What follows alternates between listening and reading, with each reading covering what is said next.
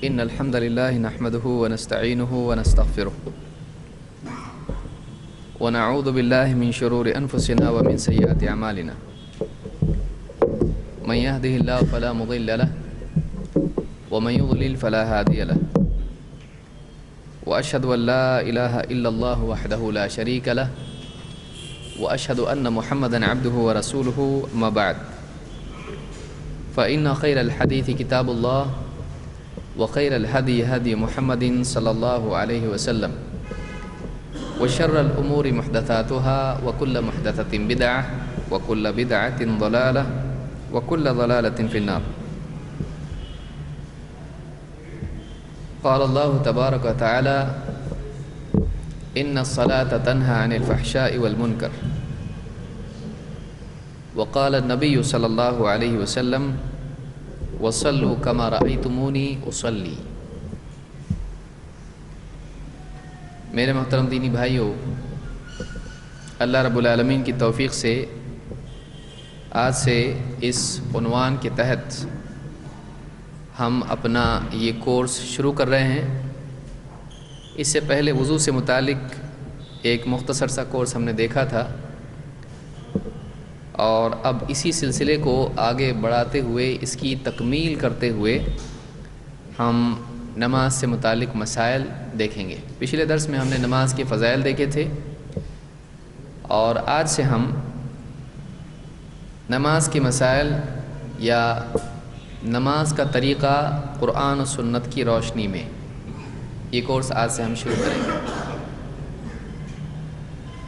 اس میں نماز کے بہت سارے احکام ہیں جو ہم چھوڑ دیں گے، جیسے نماز کے اعتبار سے نماز کا وقت، اس کی کیا دلیلیں ہیں، کون سی نماز کا کون سا وقت ہے، پھر نماز کے لیے جگہ کے کیا احکام ہیں، پھر سجدہ سہو کے احکام کیا ہیں، وغیرہ وغیرہ بہت سارے احکام ہیں، اس لیے کہ نماز کا موضوع بہت بڑا ہے. جیسے وضو کے بارے میں ہم نے یہ حصہ نہیں لیا تھا کہ وضو کے لیے کون سا پانی چلتا ہے کون سا نہیں چلتا ہے، یا وضو کن چیزوں سے ٹوٹتا ہے. اگر ہم یہی تفصیل لینا شروع کر دیں تو ایک لمبا چوڑا کورس اس میں ہو جائے گا. لہٰذا ایک آدمی کی پہلی ضرورت یہ ہوتی ہے کہ بھائی سب چھوڑ دو، یہ بتاؤ وضو کیسے کرنا ہے شروع سے لے کے آخر تک، پھر کس چیز سے ٹوٹتا ہے نہیں ٹوٹتا وہ بات کی بات ہے. اسی طرح سے نماز میں اللہ اکبر سے سلام تک ہم کو پہلے بتاؤ، باقی وہ معاملات یہ نماز کس چیز سے ٹوٹتی ہے، اس میں غلطی ہو جائے تو کیا کرنا چاہیے، یہ بہت سارے مسائل ہیں جو ہم الگ سے مستقل کورس میں لیں گے.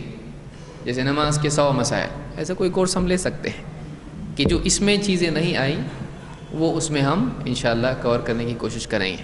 وضو کے 50 مسائل، تو ایسا کوئی کورس الگ سے ہم لوگ کر سکتے ہیں.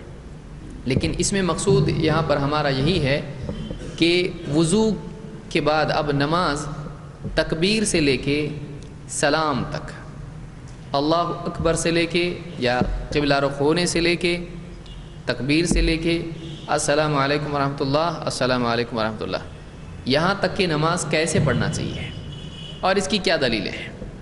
تو بہت سارے لوگوں کو لگے گا اس میں یہ مسئلہ نہیں ہے، اس میں وہ مسئلہ نہیں ہے، سجدہ سہو نہیں ہے. صحیح ہے، اس میں نہیں ہے، وہ الگ سے کورس ہم کریں گے.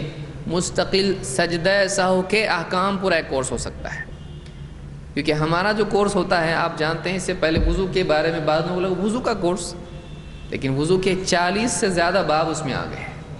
کلی کرنے کی دلیل، ناک میں پانی ڈالنے کی دلیل، کون سے ہاتھ سے صاف کیا، جب ساری چیزیں اس میں جب ہر چیز کی دلیل جب ہم دینا شروع کریں تو آپ سمجھتے ہیں کہ بات بہت پھیل جاتی ہے، لمبی ہو جاتی ہے. لہٰذا اس کورس کے بارے میں یہ ذہن میں ملحوظ رکھیں کہ اس میں ہم تکبیر سے لے کے سلام تک ہر چیز کی دلیل دیکھنے کی کوشش کریں گے. بہت ممکن ہے دوران درس کسی کے ذہن میں آ جائے لیکن وہ کیسے کرنا چاہیے، اس کی دلیل کیا ہے، تو انشاءاللہ دوران درس اور بھی چیزیں ہم لوگ اس کے ضمن میں دیکھیں گے. تو اس کورس سے ہمارا مقصد کیا ہے؟ ایک نماز سے متعلق جو اعمال ہم کرتے ہیں، کیا کرنا چاہیے کیا نہیں کرنا چاہیے، یہ چیزیں ہمارے سامنے آ جائیں. 2 جو اعمال نماز کے ہیں ان تمام اعمال کے سلسلے میں قرآن و سنت کی دلیلیں ہمارے سامنے آئیں۔ قرآن کریم میں جزئی یعنی عمومی طور پر احکام دیے گئے ہیں، سجدہ کرو، رکوع کرو وغیرہ وغیرہ، لیکن اس کی تفصیل ہم کو ملتی ہے احادیث میں۔ جیسے وضو کے بارے میں ہم نے دیکھا 4 ہی اعضاء کو دھونے اور مسح کرنے کا ذکر ہے، لیکن جب حدیثوں میں ہم دیکھتے ہیں تو ساری تفصیل ہم کو ملتی ہے۔ لہٰذا قرآن و سنت کی روشنی میں نماز کا طریقہ ہم لوگ دیکھنے کی کوشش کریں گے۔ تو وقت کی قلت کو دیکھتے ہوئے ہم انشاءاللہ فوراً شروع کریں گے۔ سب سے پہلے ایک انسان نماز کے لیے نیت کرتا ہے، یعنی نماز کے احکام، اس میں کچھ چیزیں آگے پیچھے بھی ہو سکتی ہیں۔ سب سے پہلی چیز نماز کے بارے میں جاننا ضروری ہے کہ نماز کے لیے نیت شرط ہے۔ شرط کیا ہے یہ آپ دیکھ چکے ہیں اصول الفقہ میں، وہ چیز جس کے بغیر اگلا عمل نہیں ہوتا ہے۔ تو بغیر نیت کے نماز ہوتی ہے؟ نہیں۔ نماز کی قبولیت کے لیے نماز کی نیت ضروری ہے۔ اس کی کیا دلیل ہے؟ اللہ کے نبی صلی اللہ علیہ وسلم فرماتے ہیں انما الاعمال بالنیات وانما لکل امرئ ما نوى۔ انما الاعمال بالنیات، اعمال کا دار و مدار نیتوں پر ہے۔ وانما لکل امرئ ما نوى، اور ہر ایک وہی پائے گا جس کی اس نے نیت کی۔ یہ حدیث بہت جامع حدیث ہے جو بہت سارے احکام کو شامل ہے۔ اس حدیث میں بہت سارے احکام آ جاتے ہیں، ان کی تفصیل میں ہم نہیں جائیں گے، یہاں بس ہم اس سے متعلق گفتگو کریں گے جو یہاں مسئلہ ہمارے سامنے ہے۔ پہلی چیز یہ کہ انما الاعمال بالنیات، اعمال کا دار و مدار نیتوں پر ہے۔ اعمال کی قبولیت اور رد کا مدار نیتوں پر ہے۔ ایک مسئلہ اس سے معلوم ہوا کہ عمل قبول ہوگا یا رد ہوگا، اس کا مدار کس پر ہے؟ آدمی کی نیت پر ہے۔ اگر اس کی نیت خالص رہی تو عمل قبول ہوگا، لیکن اگر نیت میں اس کے کھوٹ ہو، اللہ کی بجائے یا اللہ کے ساتھ وہ مخلوق کو بھی اپنی طرف متوجہ کرنا چاہے اور اپنی عبادت اپنے عمل سے لوگوں کی مدح، لوگوں کی تعریف چاہے، مقام بنانا چاہے دنیا میں، تو ایسا عمل اس کا مقبول نہیں ہوگا۔ تو انما الاعمال بالنیات، اعمال کی قبولیت اور رد کا مدار نیتوں پر ہے۔ دوسری چیز، اعمال کی تعیین کا مدار نیتوں پر ہے، کہ ایک آدمی کوئی عمل کرتا ہے، مثلا 2 رکعت پڑھنا، اب فجر کے وقت میں اگر وہ 2 رکعت پڑھ رہا ہے تو فجر کی سنت کتنی رکعت ہے؟ 2 رکعت، اور فرض، تو ایک آدمی کیا پڑھا ہے یہ طے کیسے ہوگا؟ اس کی فرض اس سے ساقط ہوئی یا نہیں ہوئی، یہ طے کیسے ہوگا؟ اگر اس نے نیت سنت کی تھی تو اب اس پر فرض باقی ہے کہ نہیں؟ باقی ہے۔ اور اگر اس نے فرض کی نیت کی ہے تو فرض اس سے کیا ہو گئی؟ ادا ہو گئی، تو اب اس پر فرض باقی نہیں ہے۔ لہٰذا ایک آدمی کے اعمال میں تفریق کہ وہ سنت ہے یا فرض ہے، جیسے ظہر میں بھی ہے 4 رکعت سنت ہے اور 4 فرض ہے، تو اعمال میں فرق جو ہوتا ہے وہ بھی کس سے ہوتا ہے؟ نیتوں سے ہوتا ہے۔ تو انما الاعمال بالنیات، اعمال کا مدار نیتوں پر ہے۔ تو اعمال کے ادا ہونے یا نہ ہونے کے اعتبار سے بھی نیت کا بہت اہم کردار ہوتا ہے۔ اسی طرح سے ایک عمل مباح ہے، جائز ہے، وہ عادات ہے میں جمع ہوگا یا عبادات میں، اس کا بھی مدار نیتوں پر ہوتا ہے۔ مثلا ایک آدمی چہرہ دھوئے، ہاتھ دھوئے اور اسی طرح سے سر پہ یوں ہاتھ پھیر لے اور پاؤں دھو لے، تو اب اس نے وضو والے اعمال کیے ہیں، لیکن اس کی نیت وضو کی تھی نہیں، اس کو فریش ہو کے باہر جانا ہے، تو اس کی نیت چونکہ وضو کی نہیں ہے، لہٰذا یہ صرف دھونا ہوا، یہ صفائی ہوئی، یہ اس کا وضو نہیں ہوا۔ لیکن اگر اس کی نیت وضو کی تھی تو اب یہ کیا ہوا؟ اب واقعی اس کا وضو ہوا ہے، اب وہ نماز پڑھنے کی پوزیشن میں ہے۔ تو اس سے کئی باتیں معلوم ہوئی، 3 باتیں معلوم ہوئی۔ نمبر 1، اعمال کا دار و مدار نیتوں پر کا کیا مطلب ہے؟ پہلی بات، اعمال کی قبولیت اور رد کا مدار نیتوں پر ہے. سمجھ میں آیا؟ پہلی بات یہ ہم نے دیکھی اخلاص اور ریا. دو، اعمال سنت ہیں یا فرض ہیں، دونوں میں سے کیا ادا ہوا، اس کے فرق کا مدار بھی کس پر ہے؟ نیت پر ہے. نمبر 3، وہ عمل عادات میں سے ہے یا عبادات میں سے ہے، یہ بھی فرق کیسے ہوگا؟ نیت سے ہوگا. تو اس اعتبار سے نیت بہت اہم چیز ہوتی ہے جو تمام عبادات میں ضروری ہے. وَمَا أُمِرُوا إِلَّا لِيَعْبُدُوا اللَّهَ مُخْلِصِينَ لَهُ الدِّينَ. اللہ تعالیٰ نے فرمایا انہیں تو بس اس بات کا حکم دیا گیا تھا، وَمَا أُمِرُوا إِلَّا لِيَعْبُدُوا اللَّهَ مُخْلِصِينَ لَهُ الدِّينَ. انہیں اس بات کا حکم دیا گیا تھا کہ وہ اللہ کی عبادت کریں اپنے دین کو اسی کے لیے خالص کرتے ہوئے، اپنے دین کو اسی کے لیے خالص کرتے ہوئے، اپنے اعمال کو، اپنی عبادات کو اللہ ہی کے لیے خالص کرتے ہوئے اس کی عبادت کریں. تو اس میں اس بات کی دلیل ہے کہ اللہ کے لیے خالص کرنے کے لیے کیا کرنا پڑے گا؟ نیت کرنی پڑے گی کہ میں مخلوق کے لیے نہیں بلکہ کس کے لیے کر رہا ہوں؟ اللہ کے لیے. تو معلوم ہے کہ اس میں عبادات کے لیے نیت لازم ہے، بغیر نیت کی عبادت ہوتی ہے نہیں. تو اس حدیث میں یہ بتایا گیا ہے انما الاعمال بالنیات، تو اعمال کا مدار نیتوں پر ہے. لہٰذا نماز کے لیے نیت ضروری ہے یا نہیں؟ کیونکہ اعمال کس پر ڈیپینڈ کرتے ہیں؟ تو پہلے کیا آئے گا؟ نیت. تو نماز سے پہلے نماز کی نیت ضروری ہے، یہ ہم کو اس حدیث سے معلوم ہوا. یہاں ایک سوال ہی پیدا ہوتا ہے کہ نیت کا مطلب کیا ہے؟ نیت کا مطلب کیا ہے؟ دل کا ارادہ. ایک آدمی دل سے قصد کرے، عربی زبان میں اس کو قصد کہتے ہیں، یا اس کو آپ عزم بھی کہہ سکتے ہیں، پختہ ارادہ. تو دل سے ارادہ کرنا اس کو کیا کہتے ہیں؟ نیت. ایک آدمی کسی چیز کا ارادہ کرے، اس نے نیت کی. کیا نیت زبان سے ہوتی ہے؟ نیت زبان سے نہیں ہوتی ہے، اس لیے کہ اللہ کے نبی صلی اللہ علیہ وسلم سے پوری زندگی میں یہ ثابت نہیں ہے کہ آپ نے نماز کی یا وضو کی یا روزے کی نیت کی ہو زبان سے.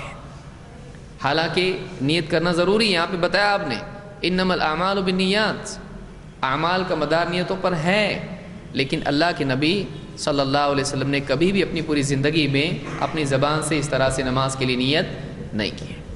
بہت سارے لوگ کیا کرتے ہیں؟ زبان سے نیت کرتے ہیں اور مولوی صاحب ان کو لکھ کے دیتے ہیں. بلکہ عید کے دن نیت کا خاص اہتمام ہوتا ہے. کیوں؟ اس لیے کہ اس دن کی نماز تھوڑی الگ ہوتی ہے. تو امام صاحب بولتے ہیں میرے پیچھے پیچھے آپ لوگ بھی نیت کریں. دیکھیے ایسے نیت کرتے ہیں. کیسے؟ 2 رکعت نماز پڑھتا ہوں عید کی واجب، ماں زائد 6 تکبیروں کے، پیچھے اس امام کے، اور منہ میرا کعبہ شریف کی طرف، واسطے اللہ کے. وہ بھی بولنے کی ضرورت ہے کہ کچھ عمل واسطے اللہ کے کرتا، کچھ واسطے دوسرے کے کرتا. ایسا کچھ ہے نہیں ہے، سارے عمل اللہ کے لیے کرنا ہے. تو پھر یہ بولنے کی ضرورت کیا ہے؟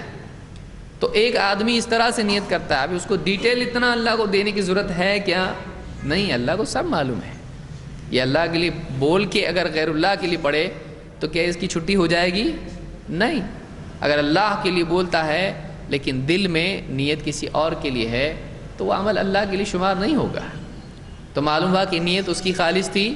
جیسے مثال کے طور پر ایک آدمی، اب سمجھیے اس کو، ایک آدمی کہے میں خالص اللہ کے لیے نماز پڑھتا ہوں، اللہ اکبر، لیکن اس نے دل میں ارادہ کیا کہ فلاں جو آدمی بازو میں بیٹھا ہوا ہے وہ آدمی اس کی نماز کو دیکھ کے امپریس ہو، خوش ہو، کیا نماز ہے اس کی. تو اب بتائیے اس کی نماز قبول ہوگی کہ نہیں؟ کیوں؟ بولا نا اس نے واسطے اللہ کی، خالص اللہ کے لیے. ہاں تو نیت تو اس کی صحیح ہے نا؟ سمجھ میں آیا؟ جو آدمی کہے کہ زبان سے نیت کرنا چاہیے، اس سے آپ کہیں اس کو سمجھانے کے لیے کہ ایک آدمی زبان سے بولتا ہے خالص اللہ کے لیے پڑھتا ہوں، تم تو واسطے اللہ کے بول رہے ہیں نا، ہم تو خالص اللہ کے لیے بول رہے ہیں، اللہ کے سوا کسی اور کے لیے نہیں، لیکن دل میں کسی اور کے لیے ارادہ کرے کہ یہ مجھ سے خوش ہو جائے، یہ مجھ سے راضی ہو جائے، یہ مجھ کو دیکھ کے امپریس ہو جائے، تو کیا اس کی نماز ہوگی؟ وہ کہے گا نہیں۔ کہ کیوں نہیں؟ بگاڑ کہاں ہے، عمل میں یا نیت میں؟ وہ کہے گا نیت میں۔ نیت تو صحیح ہے نا اس کی، سمجھ میں آ رہا ہے؟ اس کی نیت تو بول رہا نا خالص اللہ کے لیے، بولے وہ نیت ادھر تھوڑی رہتی، ادھر رہتی نیت۔ اچھا آپ معلوم پڑا کیا ادھر رہتی ہے؟ تو کل سے کیوں آپ بول رہے تھے ہم کو کہ نیت زبان سے کرتے ہیں؟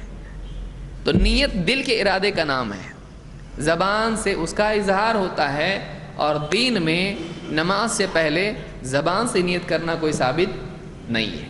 یہ بات معلوم ہوئی؟ تو اگر کسی کو نہیں سمجھ میں آ رہا یہ کہ ایسا کے ساتھ زبان سے تو بچپن سے کرتے ہیں، ہمارے دادا نے ہم کو یہی سکھایا، اچھی بات ہے، لیکن نیت زبان پہ ہوتی ہی نہیں، نیت کہاں ہوتی ہے؟ دل میں۔ تو اس مثال سے ہم سمجھ سکتے ہیں کہ واقعتاً زبان سے نیت کا کوئی فرق عمل پر پڑتا نہیں ہے۔ زبان سے کتنے بھی الفاظ میں اچھے بولے آدمی اور نیت کرے، اس کا عمل مقبول نہیں اگر دل میں نیت غلط ہے تو۔ اور اللہ کو اس طرح کی تفصیل بتانے کی ضرورت نہیں، ورنہ آدمی کو یہ بھی کرنا پڑے گا، اب جب بول رہا ہے پیچھے اس امام کے، اور پوچھے امام صاحب کا نام کیا ہے ذرا، اور نام پوچھ کے ہاں پیچھے اس امام کے عبد الرحمن فلانا احمد زید جو بھی نام اس کا ہے، اور پھر ٹائم دیکھ کے بول رہا موبائل میں یا گھڑی میں آج پیر کے دن ظہر کی نماز 1:30 بجے، اور فلاں مسجد میں، مسجد کا بھی نام پوچھنا چاہیے، کیا ہے مسجد؟ بازو والوں کو پوچھنے کا مسجد کون سی ہے یہ؟ جامع مسجد میں، کون سے ملک میں؟ انڈیا میں، سعودی عرب میں۔ بولنے کی ضرورت ہے اللہ کو؟ نہیں۔ منہ میرا کعبہ شریف کی طرف، اور کہاں رکھتا منہ کعبہ شریف کی طرف، بولنے کی ضرورت کیا ہے اس کو؟ اور کہاں رکھے گا تو؟ وہیں تو رکھنا ہے۔ کھڑے ہو کر بولتا ہے آدمی، کھڑے ہو کر، پھر کیونکہ کچھ لوگ کھڑے ہو کے پڑھتے ہیں، کچھ لوگ بیٹھ کے پڑھتے ہیں، وہ بھی انفارمیشن ہونا چاہیے فارم میں کہ کھڑے ہو کر نماز پڑھتا ہوں، بیٹھ کر ہاتھ باندھ کے، اور فلانے مسلک پر ضرورت ہے حنفی مسلک کے مطابق ہاتھ نیچے باندھتے ہوئے بلا رفع الیدین آمین بالسر، ضرورت ہے آپ کو؟ کیوں بھائی آپ کیوں ستا رہے اپنے آپ کو؟ اس میں ہوتا کیا ہے کہ ویسی بھی قوم نماز کے لیے کچھ لوگ تو بیچارے پہلے سے آ کے بیٹھتے ہیں، اکثریت کب آتی ہے؟ جب امام صاحب دیکھتے ہیں کوئی بھی نہیں ہے اقامت کے وقت میں، بعد میں پوری بھری ہوئی رہتی مسجد سے، تو اکثر لوگ پیچھے بھاگتے آتے ہیں، اور آتے ہی 2 رکعت یا فلانی رکعت جو ہے 4 رکعت عصر کی نماز پڑھتا ہوں واسطے اللہ کی ممبر کا بشر اللہ اکبر، کیونکہ رکوع بھی پانا ہے اس کو۔ اب بعد میں معلوم پڑتا ہے کہ عصر کی بولا میں ہے ظہر کی، تو نیوٹن تو ہے نہیں اتنا فاسٹ ایک دم سائنٹسٹ، اب بولنے میں گڑبڑاتا ہے، لڑکھڑاتا ہے، گرتے پڑتے آ کے سیدھا ظہر میں عصر بول رہا ہے، عصر میں ظہر بولتا ہے۔ اب نماز میں، پوری نماز میں، اب پیچھے تو نہیں جا سکتا نا، نیت نماز کے باہر ہے، اب یہ نماز کے اندر ہے، نماز کے اندر جا کے کہاں سے نیت کرے گا؟ یہ واپس بول سکتا ہے میں لیٹ نیت کرتا ہوں واسطے اللہ کے، اور سوری نماز کے اندر کچھ تو بول سکتا ہے ایسا؟ نہیں۔ اب وہ سوچتا، اب نماز کے بعد امام صاحب سے پوچھتا، امام صاحب ایسا ہوا کہ میں دوڑتے دوڑتے آیا اور ایسا بولا، ظہر کی نماز تھی اور میں نے عصر بول دیا، یا عصر کی تھی ظہر بول دیا میں نے۔ تو امام صاحب بولتے فکر کرنے کی کیا ضرورت ہے، تمہاری نیت کیا تھی تمہاری؟ امام آپ کیا پوچھتا ہے؟ تمہاری نیت کیا تھی، ظہر کی تھی کہ عصر کی؟ تو ظہر کی، بھی ختم ہو گیا نا، زبان سے کچھ بھی چلتا ہے نا، یہ نیت ہے نہیں ہے، دل سے نیت کیا وہی اس کا اعتبار ہے۔ تو اتنا جھنجھٹ کیوں، اتنا ٹائم اس میں جاتا ہے، تاخیر ہوتی ہے جماعت میں شرکت میں۔ ورنہ اگر ہر عبادت کے لیے آپ کو نیت کرنا چاہیے تو آپ وضو کے وقت نیت کرتے ہیں، وضو کرتا ہوں میں، پورا بولنا پڑے گا وہاں پہ کیونکہ وہ بھی تو عمل ہے، یا مسجد کے لیے نکلتے وقت میں دروازے میں کھڑے ہو کے بولنا پڑے گا جاتا ہوں میں نماز کے لیے جامع مسجد، فجر کی نماز کے لیے، منہ میرا دروازے کی طرف، واسطے اللہ کے ضرورت ہے اس کی؟ کیا کون بولا ہے آپ کو اتنی سب تکلیف اٹھانے کے لیے؟ خام خواہ کی مصیبتیں اپنے اوپر۔ اسی لیے ابن قیم رحمۃ اللہ علیہ کہتے ہیں یہ صحیح نہیں ہے۔ اللہ کے نبی زاد المعاد میں انہوں نے اللہ کے نبی صلی اللہ علیہ وسلم کے طریقے کو ذکر کیا ہے اس میں بتایا کہ یہ کہاں سے لائے، یہ نہیں ہے. یہ اللہ کے نبی صلی اللہ علیہ وسلم نے اپنی پوری زندگی میں زبان سے نماز کی نیت نہیں کی، لہٰذا یہ ہمارے لیے دین نہیں ہے. جو نبی نے نہیں کیا ہم بھی نہیں کرتے. اپنی طرف سے عبادت میں کسی چیز کو شامل کرنا بدعت ہے. ٹھیک، تو انما الاعمال بالنیات یہ پہلا حصہ ہوا. یہ جو کورس ہمارا ہے، ہم احادیث کو اچھی طرح سے سمجھنے کی کوشش کریں گے اور اس سے متعلق جو احکام ہیں ان کو بھی سمجھیں گے کہ دلیل بھی ہے ہمارے پاس اور اس کا صحیح فہم بھی ہمارے پاس ہونا چاہیے. تو ایک پہلا حصہ دیکھا ہم نے، اعمال کا مدار کس پر ہے؟ نیتوں پر ہے. دوسرا حصہ کیا ہے؟ وَإِنَّمَا لِكُلِّ امْرِئٍ مَّا نَوَىٰ، اور ہر ایک وہی پائے گا جس کی اس نے نیت کی. کیا مطلب اس کا؟ جیسے کسی نے نیت کی آج بریانی بنے گھر میں، تو کیا مل جائے گی بریانی اس کو؟ نہیں، یہ مطلب نہیں. یہاں پہ یہ تمنا ہے کہ کوئی آدمی کسی چیز کی نیت کرے تو وہ نیت اس کو، جیسے مثلا آدمی نیت کرے میں نماز پڑھوں گا، نیت کیا اس نے اور نہیں پڑھا نماز، تو نماز آ جائے گی عمل نامے میں؟ نہیں، یہ مطلب نہیں ہے. آدمی کے نامہ اعمال میں اس کی نیت کے مطابق معاملہ لکھا جائے گا. کیا اس نے نیت کی؟ کسی کا موبائل بج رہا ہے. اس میں یہ بات یاد رکھیں کہ اگر کوئی موبائل رکھتا ہے تو اس کو آف لائن میں کریں. کسی کو اگر آف لائن نہیں سمجھتا ہے تو کوئی بتائے، کس کو آتا ہے بتانا؟ کوئی ایک آدمی ذمہ داری لے، وہ بتائے بھائی ان سے سیکھیے کہ آف لائن موڈ کیسا کرتے ہیں. اس میں بعض اوقات خلل بھی ہو سکتا ہے. تو بہرحال گھبرانے کی ضرورت نہیں ہے، ہوتا ہے ایسا، غلطی سے آدمی بھول جاتا ہے. آدمی سوچتا اب میرا موبائل ہے، دیتے کہ نہیں مجھ کو موبائل ہے. تو وَإِنَّمَا لِكُلِّ امْرِئٍ مَّا نَوَىٰ، ہر ایک کو وہی ملے گا جس کی اس نے نیت کی. کیا مطلب اس کا ہے؟ ایک مطلب اس کا یہ ہے کہ اگر آدمی کی نیت سچی ہو لیکن وہ کسی مجبوری کی وجہ سے عمل نہیں کر پائے تب بھی اس کو اجر ملے گا. مثلا ایک آدمی تہجد پڑھنا چاہتا تھا، رات میں اس نے نیت کی، اب رات میں سویا رہ گیا یہاں تک کہ تہجد کا وقت نکل گیا.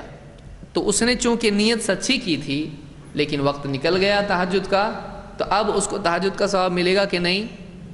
ملے گا، کیونکہ اس کی نیت سچی تھی. دوسرا سوال، ایک آدمی کی نیت تھی فجر پڑھے گا لیکن نیند نہیں کھلی، تو اب اس کو فجر کی جماعت کا ثواب ملے گا کہ نہیں؟ جماعت سے پڑھوں گا کہ نیت اس نے کی تھی، ثواب ملے گا کہ نہیں؟ اس کو نیت کی وجہ سے ثواب ملے گا، لیکن نماز اس کی ساقط ہوگی نہیں کہ چلو نیت تو کیا تھا میں پڑھنے کی ضرورت نہیں. ایسا نہیں ہے، ورنہ خالی نیت کرنا شروع کریں گے لوگ، پورا رمضان روزہ رکھوں گا انشاءاللہ، ابھی کھارا رمضان، بولے نیت کیا تھا نا میں نے پہلے. عمل ساقط نہیں ہوگا اس سے، اس کو عمل کرنا پڑے گا کیونکہ وہ فرض ہے. اور اس کے لیے بتایا گیا ہے کہ من نام عن صلاۃ او نسیها فلیصلیها اذا ذکرها، کہ جو نماز سے سویا رہ جائے یا اس کو بھول جائے تو وہ اسی وقت نماز پڑھ لے جب اس کو یاد آ جائے. تو آپ نے یہاں پر کیا بتایا؟ جاگنے کے بعد نماز ساقط ہوتی ہے؟ نہیں، لیکن چونکہ جماعت کی نیت اس نے کیا تھا اس کو ثواب ملے گا کہ نہیں ملے گا؟ ملے گا. جیسے حدیث میں اللہ کے نبی صلی اللہ علیہ وسلم نے فرمایا، اب ضمناً یہ ساری چیزیں آئیں گی تو اس کو اچھی طرح سے ہم سمجھیں کہ کوئی آدمی اگر جماعت کی نیت سے مسجد جائے، اس سنن نبی داؤد میں روایت ہے، اور وہاں جا کر دیکھے کہ جماعت ہو چکی ہے تو اس کو جماعت کا ثواب ملے گا، اگرچہ اس نے نماز پڑھی ابھی تک نہیں، لیکن اس کو جماعت کا ثواب ملے گا. کیوں؟ اس کی نیت تھی لیکن اس کو معلوم نہیں جماعت ہو گئی، وقت بدل گیا، یا پہلے زمانے میں تو گھڑی کے حساب سے جماعت نہیں ہوا کرتی تھی، وہاں جا کے دیکھا اس نے جماعت ہو گئی ہے تو اس کو ثواب ملے گا. لیکن کیا آپ بول سکتا ہے ہو گئی نا جماعت، ثواب بھی مل گیا، جا رہا میں گھر کو، ابھی کر سکتا ہے ایسا؟ نماز ساقط نہیں ہوئی، اس سے ثواب ملا اور بات ہے، وہ اللہ کا فضل ہے، اللہ نے دے دیا، لیکن اس سے فریضہ ساقط ہوگا نہیں. تو یہ فرق ہے اس میں. تو آدمی اگر واقعی سچی نیت کر لے، اس لیے جیسے کوئی آدمی آج نیت کرے اللہ تعالیٰ آسان کرے اگر میرے لیے تو انشاءاللہ میں حج کروں گا، ہر سال یا جب بھی ممکن ہو عمرہ کروں گا انشاءاللہ. اگر نیت کیا اس نے، اگر مر گیا اور نئے حالات پیدا ہوئے اس کے لیے، سارا اعمال نامہ بھرا ہوا ہوگا اس کا، حج حج حج حج عمرہ عمرہ عمرہ. اس کا آدمی سوچے گا ایسا کیسا ملے گا؟ تو اللہ تعالیٰ اس کی طرح نہیں ہے. اللہ اللہ ہے، اللہ جو چاہے دے کسی کو. اللہ کے یہاں کمی نہیں، کمی اس کے دل میں ہے. یعنی اس کا گوڈاؤن چھوٹا ہے، اللہ کے پاس دینے کے لیے بہت ہے.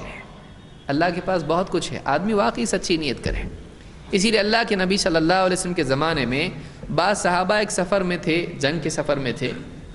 آپ نے کہا دیکھو کچھ لوگ مدینہ میں ایسے ہیں کہ کوئی وادی، کوئی گھاٹی تم نے پار نہیں کی مگر وہ تمہارے ساتھ اجر میں شریک تھے، تمہارے ساتھ اجر میں شریک تھے. ان کو مجبوری نے روک لیا، بیماری کی وجہ سے، کسی اور وجہ سے، اپاہج ہونے کی وجہ سے وہ سفر میں نہیں آ سکے، لیکن ان کی نیت تھی، لہٰذا وہ سب ثواب جو تم کو مل رہا ہے اس میں وہ بھی تمہارے ساتھ شریک ہیں. آ نہیں سکے لیکن ثواب ملے گا. اس سے نیت کی عظمت معلوم ہوتی ہے کہ ایک آدمی نیت میں بخیل نہیں ہونا چاہیے. آدمی نیت سچی کرے، اللہ تعالیٰ کے ہاں اجر کی کمی نہیں ہے. تو آدمی سوتے وقت میں نیت کرے، سچی نیت، چور نیت نہیں. کیسا اٹھنا تو نہیں ہے اللہ انشاءاللہ اٹھوں گا، ایسا نہیں. سچی نیت کہ میں تہجد کے لیے اٹھوں گا انشاءاللہ، میں روزانہ قرآن کی تلاوت کروں گا انشاءاللہ، آج سے کروں گا، کل سے کروں گا، جو بھی ہے. آدمی نیت کرے. اگر مر گیا، مثلا کسی آدمی نے نیت کی میں روزانہ قرآن اتنا اتنا پڑھوں گا، جو واقعی اس کو معلوم ہے میں پڑھ سکتا ہوں، اور وہ مر گیا، اللہ تعالیٰ اس پر قادر ہے کہ اللہ تعالیٰ اس کی زندگی کے بقدر اس کو جتنا ہے اس کو ثواب دے دے. اللہ تعالیٰ، اللہ کے پاس کوئی کمی نہیں. اس لیے نیت نہ صرف یہ کہ ثواب دلاتی ہے، نیت دل کی اصلاح کرتی ہے، آدمی کو دیندار بناتی ہے. اچھی نیت آدمی کو دیندار بناتی ہے کہ اچھی نیت کرتے کرتے کرتے آدمی اچھا بن جاتا ہے. اس لیے ہماری نیتیں اچھی ہونا چاہیے. تو اس حدیث میں اللہ کے نبی صلی اللہ علیہ وسلم نے پہلی بات کی اعمال کا مدار نیتوں پر ہے. دوسرا جملہ ہر ایک کو وہ ملے گا جس کی اس نے نیت کی. ایک تو یہاں ہم نے یہ دیکھا. اس کا دوسرا حصہ جو وہ انما لکل امرئ ما نوى، ہر ایک کو وہی ملے گا جس کی اس نے نیت کی. اس کا ایک معنی دیکھیے، ایک صورت اس کی یہ بھی ہے. مثال کے طور پر ایک آدمی مسافر ہے، وہ نیت کس کی کرے گا؟ اتمام کی یا قصر کی؟ قصر کی. اب اس مسافر کے پیچھے ایسا آدمی نماز پڑھ رہا ہے جو مقیم ہے، تو وہ قصر کرے گا یا اتمام کرے گا؟ اتمام کس کو کہتے ہیں؟ پورا کرنا. تمام کا مطلب کمپلیٹ. تو وہ نماز اس میں دو ہوتے ہیں، قصر کرنا اور اتمام کرنا. اتمام تو قصر کرنا اور اتمام کرنا. تو مقیم کیا کرے گا؟ قصر ہے کہ نہیں؟ اتمام کرے گا. اور مسافر قصر کرے گا. ظہر کی نماز مسافر کتنا پڑھے گا اور مقیم 4. اب پیچھے جو ہے وہ نیت کتنی رکعت کی کرے گا اور آگے جو امام ہے وہ کتنی کی کرے گا؟ تو اب اس کے پیچھے اس کی نماز ہوتی کیا؟ سمجھ میں آ رہا ہے؟ ہمارے حنفی بھائی کہتے ہیں کہ امام کی اور مقتدی کی نیت ایک ہونا چاہیے، لیکن اس حدیث کی روح سے، اور تو دوسرے دلائل ہے ہی ہیں، اس حدیث کی روح سے یہ لزوم ثابت نہیں ہوتا ہے. یہ لازم نہیں ہے کہ اس کی نیت بھی وہی ہو جو مقتدی کی ہے، یا مقتدی کی بھی نیت وہی ہو جو امام کی ہے. کہ اگر امام قصر کی نیت کر رہا ہے اور مقتدی اتمام کی نیت کر رہا ہے، تو کیا امام کی اقتداء کی خلاف ہے؟ مطلب امام کے تابع ہونا چاہیے نا، تو امام کی نیت کے بھی تابع ہونا ضروری ہے، کیونکہ امام کی نیت کس چیز کی ہے؟ قصر کی. اور مقتدی کی، تو اب نیتوں میں کیا ہو گیا؟ تو نیت میں اختلاف ہو گیا، باقی نماز تو چھوڑ دیجئے. تو اب کیا یہ امام کے تابع ہے؟ نہیں ہے نا. بول رہے نا دل میں نیت ہے، دل میں نیت ہے، وہ جماعت میں شرکت کی نیت ہے کہ نہیں اس کی؟ کیا اکیلا پڑھ رہا ہو؟ میں اکیلا پڑھتا ہوں. دل میں نیت اس کی یہ ہے کہ میں امام کے ساتھ شریک ہو رہا ہوں. وہ صف میں آگے کھڑا ہوا تو کائے کے لیے کھڑا ہوا؟ خامخواہ ایسے ہی کھڑا ہو گیا. اس کی نیت ہے، لیکن اس کی نیت پوری پڑھنے کی ہے یا قصر کی؟ تو کیا ایسا چلتا ہے؟ چلتا ہے. اس حدیث کی روح سے ہر ایک کو وہ ملے گا جس کی اس نے نیت کی. اس نے قصر کی کہ اس کے لیے قصر ہے, اس نے اتمام کیا اس کے لیے اتمام ہے. سمجھ میں آیا؟ دونوں کے لیے اپنی اپنی نیت ہے. اس کی واضح دلیل کیا ہے؟ اللہ کے نبی صلی اللہ علیہ وسلم جب فتح مکہ ہوا, آپ مکہ گئے تھے, اس وقت میں آپ کیا تھے؟ مسافر تھے کہ مقیم؟ کیونکہ آپ مکہ کے تھے نا کہ مدینہ کے؟ مکہ کے تھے, لیکن سیٹل کہاں ہو گئے تھے؟ مدینہ میں. تو آپ مدینہ کے تھے, اس لیے سب لوگ کیا بولتے ہیں؟ مکی بولتے کہ مدنی بولتے اللہ کے نبی صلی اللہ علیہ وسلم کو؟ مدنی. تو آپ مدینہ میں سیٹل ہو چکے تھے, چھوڑ چکے تھے مکہ کو. تو واپس جب مکہ آپ آئے تو آپ نے نماز قصر کی, اور سلام پھیرنے کے بعد آپ نے کہا اتموا صلاتکم فإنا سفر. دو جملے آپ نے کہے, اتموا صلاتکم, اتموا اتمام سے ہے, اتموا صلاتکم, اپنی نماز کا اتمام کرو, اپنی نماز پوری کرو, کیونکہ ہم مسافر ہیں. یعنی دو پہ ہم سلام پھیر رہے ہیں, تمہاری دو کیا ہو گئی ہے؟ بچی ہے, اس کو پورا کرو. تو اب امام جب سلام پھیرے گا وہ کھڑا ہو کے بچی ہوئی 2 رکعت پڑھے گا. تو اب اس کی نیت پوری نماز کی ہے اور امام کی قصر کی ہے. تو ایسا چل سکتا ہے؟ چل سکتا ہے. آپ تراویح میں آئیں اور امام تراویح پڑھ رہا ہے, دیکھیے کیسا اس میں سے مسائل نکلتے ہیں.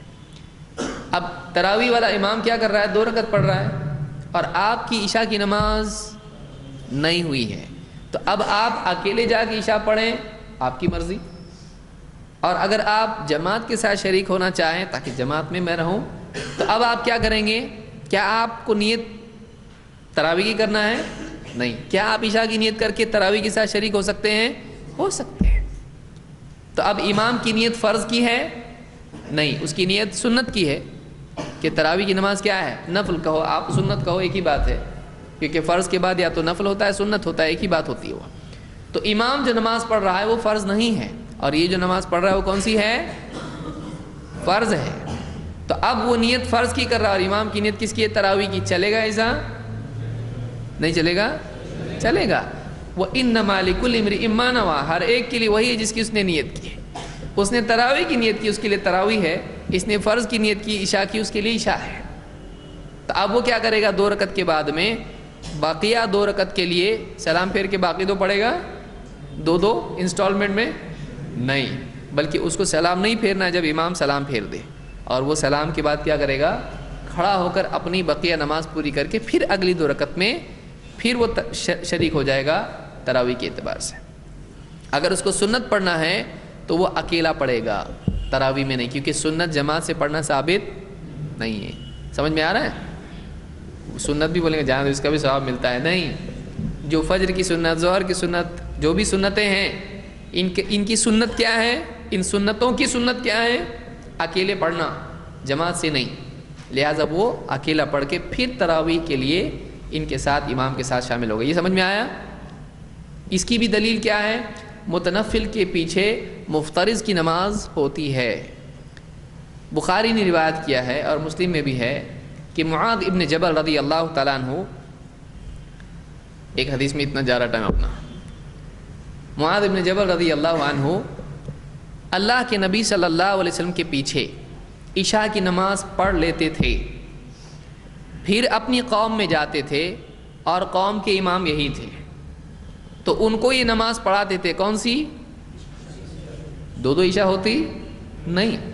دارقطنی میں الفاظ یہ ہیں کہ ان کی تو نفل ہو جاتی تھی اور ان کی پیچھے والوں کی کیا ہوتی تھی؟ تو نفل امام پڑھ رہا ہے, کیونکہ فرض پڑھنے کے بعد پھر واپس فرض پڑھ سکتا ہے نہیں. تو معاذ بن جبل نفل پڑھتے تھے, نفل کی نیت سے شریک نماز پڑھاتے تھے, لیکن پیچھے والے کیا نیت سے پڑھتے تھے؟ چلتا کہ نہیں چلتا؟ چلتا. لیکن حنفی علماء کے نزدیک ایسا نہیں چلتا. اب اتنی ساری دلیلیں ہمارے پاس ہیں, اس کے بعد نہیں چلتا, اب ان کی مرضی, ان کا اپنا اختیار ہے, ان کی اپنی تحقیق ہے. بہرحال ہماری یہ تحقیق ہے, لہٰذا عام علماء اس پر ہیں کہ ایسا چلتا ہے, کوئی مسئلہ اس میں نہیں ہے. تو یہ ایک مسئلہ ہماری سمجھ میں آیا. اس میں اور کئی شقیں ہو سکتی ہیں, اس کو ہم چھوڑتے چلیں گے, ورنہ سارا لیں گے تو ہم اسی پہ ہمارا پورا کورس یعنی مہینے چلیں گے, پھر ہمارے مصیبت ہو جائے گی. تو یہ باتیں یاد رکھنے کی آپ کے لیے ہیں. بہرحال اس حدیث کو کس نے روایت کیا ہے؟ امام البخاری نے, اور اسی طرح سے امام مسلم نے. تو اس سے پہلا مسئلہ معلوم ہوا نماز بغیر نیت کے نہیں ہوتی، اور اس میں ضمناً کئی مسائل ہم نے دیکھے. اس میں خاص طور سے ایک بات ہم نے یاد رکھی، وہ کیا ہے؟ نیت زبان سے ثابت نہیں ہے. ہمارے نزدیک زبان سے نیت کرنا نماز کی کیا ہے؟ بدعت ہے، کیونکہ یہ اس کو آدمی ضروری سمجھ رہا ہے، دین کا عمل سمجھ رہا ہے، جبکہ نبی صلی اللہ علیہ وسلم سے ثابت نہیں ہے. تو یہ پہلی بات ہم نے یہاں پر سیکھی.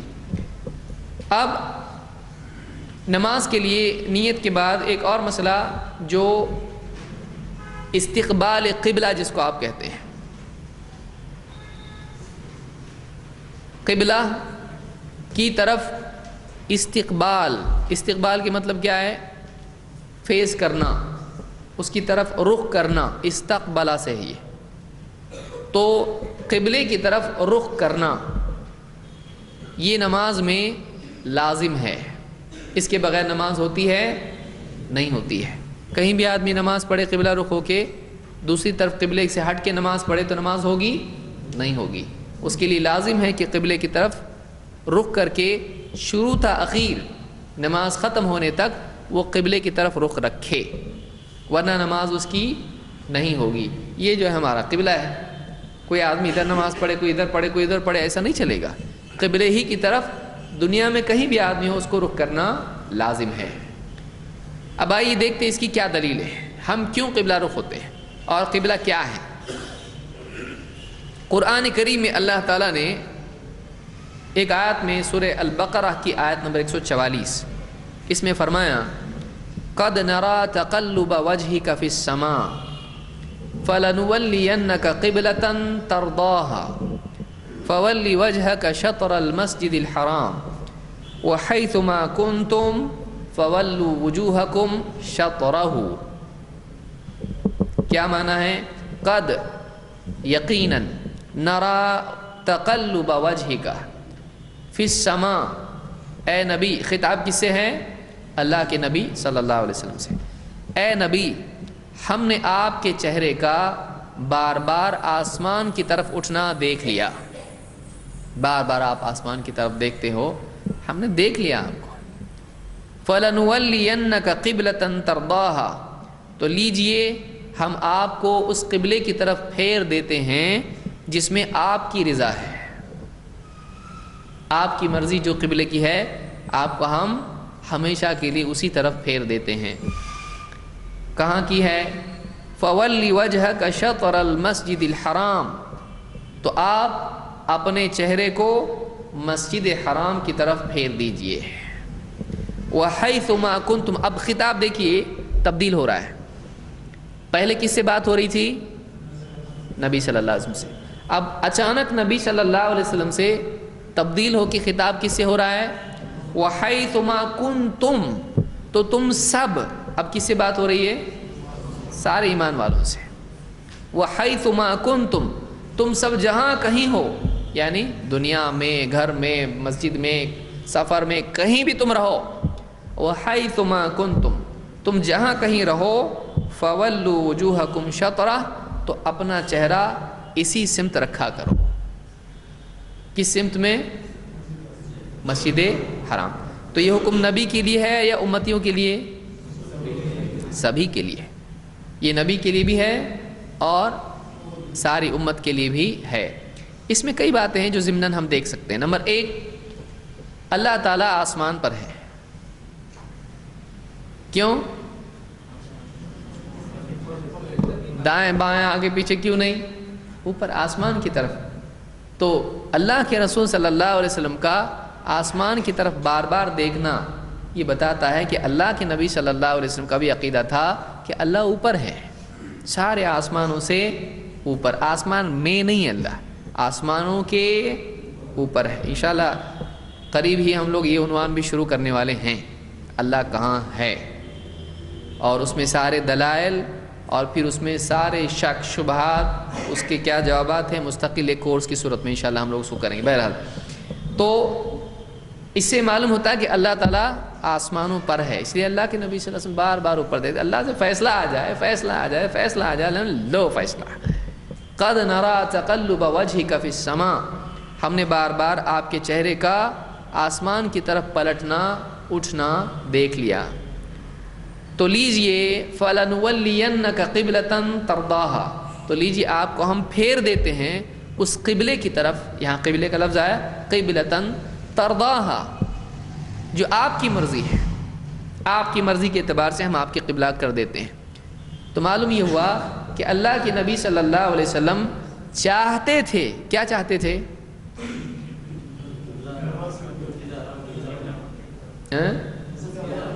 قبلہ کیا ہو جائے، لیکن آپ پڑھتے تھے ادھر نماز، کیوں؟ حکم نہیں آیا تھا۔ معلوم ہوا کہ نبی بھی کس کے حکم کا انتظار کرتے ہیں؟ اپنے دل سے کچھ بھی کر سکتے ہیں نہیں، تو باقی لوگ کر سکتے ہیں؟ سوچئے کہ نبی صلی اللہ علیہ وسلم چاہتے تھے ادھر ہو قبلہ، لیکن نبی کی چاہت نہیں، نبی کس کا انتظار کر رہے ہیں؟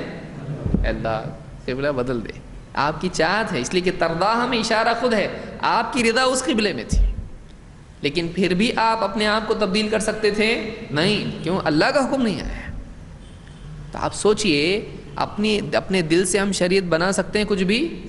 ایسا چلتا، عالم کا فتویٰ ہے، نبی صلی اللہ علیہ وسلم اپنے لیے جو چاہ رہے ہیں، کوئی غلط بات چاہتے ہیں نبی کی چاہت کتنی اچھی، لیکن آپ بھی اپنی مرضی سے، کیونکہ یہاں پر ترضاہ مرضی ہے آپ کی، اس میں آپ اپنی مرضی کے قبلے کو چن نہیں سکتے جب تک کہ اللہ کا حکم نہیں آتا۔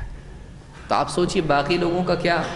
اپنی مرضی سے بول سکتے یہ مسلک وہ مسلک، یہ مسئلہ وہ مسئلہ، یہ فلاں یہ چیز وہ چیز، اپنی مرضی سے ہم لے سکتے ہیں کچھ بھی دین میں؟ نہیں، جب اللہ کا حکم آئے گا تو ہی ہم کو کرنا پڑے گا، جو اللہ کا حکم ہے اس کا پابند ہم کو بننا پڑے گا، اپنے دل سے کچھ نہیں کر سکتے۔ فَلَنُوَلِّيَنَّكَ قِبْلَةً تَرْضَاهَا، تو ہم آپ کو اسی قبلے کی طرف پھیر دیتے ہیں جس میں آپ کی مرضی ہے۔ فَوَلِّ وَجْهَكَ شَطْرَ الْمَسْجِدِ الْحَرَامِ، تو آپ اپنے چہرے کو اسی سمت کر لیجئے جو مسجد حرام کی سمت ہے، مسجد حرام کی سمت ہے۔ تو یہ اللہ کے نبی صلی اللہ علیہ وسلم کو حکم آیا۔ تو معلوم ہوا کہ اس میں ہماری نماز میں ہماری ڈائریکشن کس طرف ہونا چاہیے، رخ کس طرف ہونا چاہیے؟ کہاں ہے یہ؟ مدینہ میں؟ مکہ میں ہے، ہاں۔ تو یہ مکہ میں مسجد حرام، یہ ہمارے لیے قرآن میں سمت مقرر کر دی گئی ہے، اس سمت میں ہم کو کرنا ہے۔ فَوَلِّ وَجْهَكَ شَطْرَ الْمَسْجِدِ الْحَرَامِ وَحَيْثُ مَا كُنْتُمْ فَوَلُّوا وُجُوهَكُمْ شَطْرَهُ، یہ مدینہ کے لیے حکم ہے کیا؟ نہیں، یہ کس کے لیے حکم ہے؟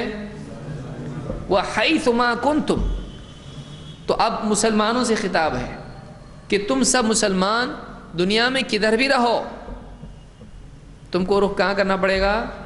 کوئی آدمی نہیں بول سکتا یہ تو مدینہ کے حساب سے ہے کہ وہاں کرنا ہے، باقی دنیا میں ہم آزاد ہیں، ہم مسجد اقصیٰ کی طرف کریں گے، کر سکتے ایسا؟ نہیں، بلکہ یہ سارے مسلمانوں کے لیے ہے، اور دنیا میں وہ کہیں بھی ہو اس کو کیا معلوم کرنا پڑے گا؟ وہ ڈائریکشن کون سی ہے، مسجد حرام کدھر ہے، اس کو معلوم کرنا پڑے گا۔ مسلمانوں کی جغرافی وغیرہ کی ترقی کے اسباب میں سے یہ بھی ہے کہ انہوں نے کہا دنیا میں کہیں بھی جائیں ہم کو معلوم ہونا چاہیے، تو ٹھیک ہے ڈھونڈو کیسا معلوم کریں گے، بہت ساری ترقیاں اس کی وجہ سے انہوں نے کی۔ بہرحال تو قرآن و سنت نے سائنس کے لیے دروازہ کھولا، تو تم جہاں کہیں ہو اے نبی، اے ایمان والو، تم جہاں کہیں ہو اپنا چہرہ اسی جانب کر لیا کرو۔ تو اس سے ایک بات یہ معلوم ہوئی کہ نماز میں مسجد حرام کی طرف رخ کرنا لازم ہے کیا؟ نہیں بھی کہ تو چلتا؟ کیسے معلوم پڑا لازم ہے؟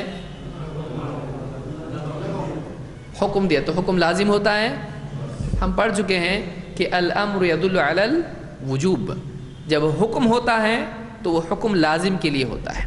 تو یہاں پر بھی حکم دیا گیا کہ اپنا چہرہ مسجد حرام کی طرف کرو۔ یہ کون سی آیت ہے؟ سورہ البقرہ آیت نمبر 144۔ اس سے ایک بات یہ معلوم ہوئی کہ آدمی کو رخ کہاں کرنا ہے؟ مسجد حرام کی طرف۔ اب دوسرا سوال یہ ہے کہ ایک آدمی مسجد حرام میں نماز پڑھ رہا ہے تو وہ کدھر رخ کرے؟ سمجھا؟ یعنی یہ تو باہر والے کے لیے ہے، تو مسجد حرام کے باہر جو نماز پڑھ رہا ہے کہیں، وہ رخ کہاں کرے گا؟ لیکن کوئی آدمی مسجد ہے نا اس میں نماز پڑھتے ہیں نا، تو تو اس میں اگر گیا تو رخ کہاں کرے گا؟ دلیل آگے ہے، اسی لیے وہ دلیل وہاں پہ ہے. اسی لیے جو ترتیب ہے ہماری درس کی دلائل کی وہ سب آپ کو سمجھ میں آئے گی انشاءاللہ. بہرحال تو برا ابن عازب رضی اللہ تعالیٰ عنہ فرماتے ہیں صلینا مع رسول اللہ صلی اللہ علیہ وسلم نحو بیت المقدس 16 شہرا او 17 شہرا. ہم نے نماز پڑھی اللہ کے رسول صلی اللہ علیہ وسلم کے ساتھ نحو بیت المقدس، بیت المقدس کی جانب. نحو کا مطلب ہوتا ہے اس کی طرف. تو ہم نے بیت المقدس کی طرف نماز پڑھی کس کے ساتھ؟ اللہ کے نبی صلی اللہ علیہ وسلم کے ساتھ. کتنے مہینے؟ 16 شہرن، 6 عشرہ 10، 6 اور 10 16 شہرن. شہر کے معنی شہر رمضان الذی، شہر کے معنی مہینہ. تو 16 مہینے او 17 شہرن یا 17 مہینے، اندازاً 16 یا 17 مہینے ہم نے نماز پڑھی نبی صلی اللہ علیہ وسلم کے ساتھ مسجد اقصی کی طرف یا بیت المقدس کی طرف. ثم صرفنا نحو الکعبہ، پھر ہم کو پھیر دیا گیا کس طرف؟ کعبہ کی طرف. تو معلوم ہوا کہ اصل مقصود کیا ہے؟ کعبہ ہے. لیکن اگر باہر کوئی آدمی ہے تو اس کے لیے کتنا کافی ہے؟ مسجد حرام کی طرف رخ. اور اگر مسجد حرام میں ہے تو وہ کہاں رخ کرے گا؟ کیونکہ اصل مقصود قبلہ کون سا ہے؟ کعبہ ہے. اس کو روایت کیا امام البخاری نے تفسیر القرآن میں، اور امام مسلم نے المساجد و مواضع الصلاۃ اس کتاب میں اپنی صحیح مسلم میں اس کو روایت کیا ہے. تو جو حوالے یہاں پر آتے ہیں ان میں پہلے ہوتا ہے بخاری، اور جیسے اس کے بعد ہے تفسیر القرآن، اور اس کے بعد ہے 4492. کیا مطلب ہے؟ صحیح بخاری میں حدیث ہے، اور بخاری یا حدیث کی جو کتابیں ہوتی ہیں اس کے چیپٹرز یا ٹکڑے، اس کی فصلیں ہوتی ہیں. کتاب الوضوء، کتاب الصلاۃ، کتاب الصیام، اس طرح سے مختلف کتابیں بخاری میں یا مسلم میں یا اور کتابوں میں ہوتی ہیں. تو بخاری مسلم کا جب حوالہ آئے گا تو اس میں آپ کو ہوگا بخاری جیسے تفسیر القرآن، تو کتاب و تفسیر القرآن وہ ہوگا، سیکشن اس کا تفسیر القرآن کا ہے، اور وہ جو نمبر ہے وہ حدیث نمبر ہے. وہ کیا ہے؟ اس کا حدیث نمبر. اسی طرح سے مسلم میں بھی ہوگا. اور آخر میں کیا لکھا ہوا ہے؟ واللفظ لمسلم، الفاظ کس کے ہیں؟ مسلم کی. کیا مطلب؟ امام مسلم اپنے دل سے کچھ بھی بول رہے ہیں امام مسلم کے الفاظ ہیں؟ نہیں. مطلب کیا ہے اس کا؟ کون بتائے گا؟ الفاظ مسلم کے ہیں. کیا مطلب ہے؟ جو یہاں الفاظ ذکر کیے گئے، دیکھیے ایک روایت ہوتی ہے وہ الفاظ کے تھوڑے بہت فرق کے ساتھ الگ الگ کتابوں میں آتی، بخاری میں، مسلم میں، ابو داؤد، ترمذی، اس طرح سے.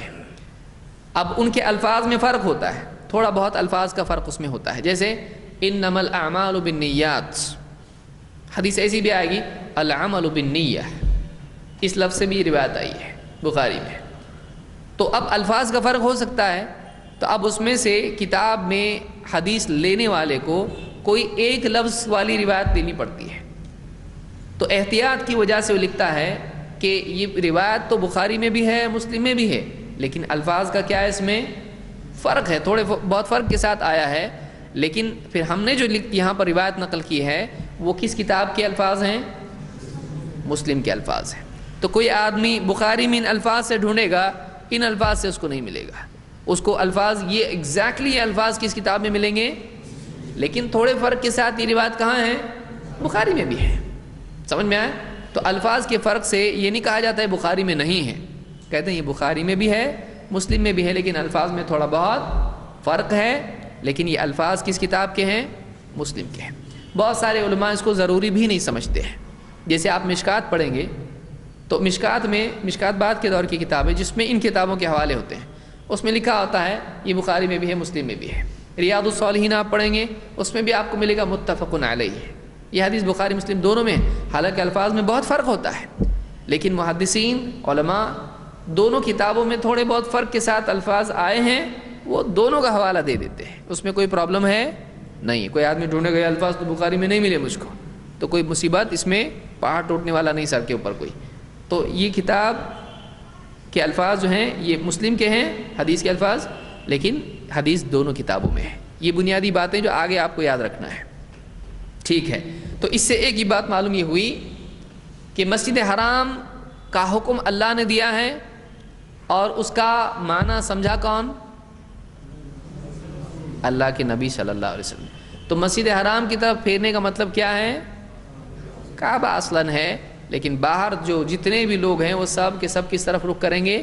مسجد حرام کی طرف. اور اگر اندر نماز پڑھیں گے تو کدھر پڑھیں گے؟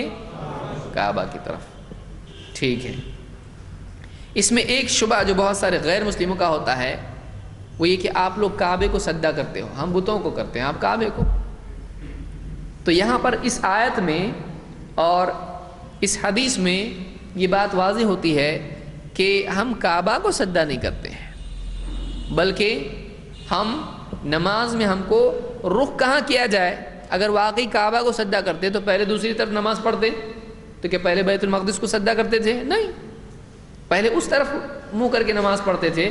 اللہ نے پھیر دیا، اس طرف رخ کر کے نماز پڑھ رہے ہیں. تو نماز میں کہیں نہ کہیں تو منہ کرنا پڑے گا کہ نہیں؟ آپ بتائیے. کعبہ نہیں، ادھر ادھر ادھر الٹا جیسا بھی کچھ بھی کہیں نہ کہیں تو رخ ہوگا کہ نہیں آدمی کا. تو طے اللہ نے یہ کیا ہے کہ تم ٹھیک ہے، تمہارے لیے ایک آفیشیل ڈائریکشن طے ہو رہی ہے. وہ کون سی ہے؟ مسجد حرام. یہ نہیں کہ ہم مسجد حرام کی یا کعبہ کی عبادت کر رہے ہیں. سمجھ میں آئی بات؟ تو کوئی غیر مسلم اگر یہ آپ سے کہتا ہے کہ آپ لوگ کعبہ کو پوجتے ہو، ہم نے دیکھا ٹی وی پہ سارے لوگ کعبہ کے اطراف ہیں اس کو سجدہ کر رہے ہیں، تو ہم کہیں گے ایسا نہیں ہے. دور دنیا میں اتنے بیچ میں دیواریں آ رہی ہیں، پیڑ آ رہے ہیں، گھر آ رہے ہیں، کیا کچھ نہیں آ رہا. اس کے پار ادھر انگلینڈ میں، افریقہ میں، ادھر ادھر لوگ نماز پڑھ رہے ہیں.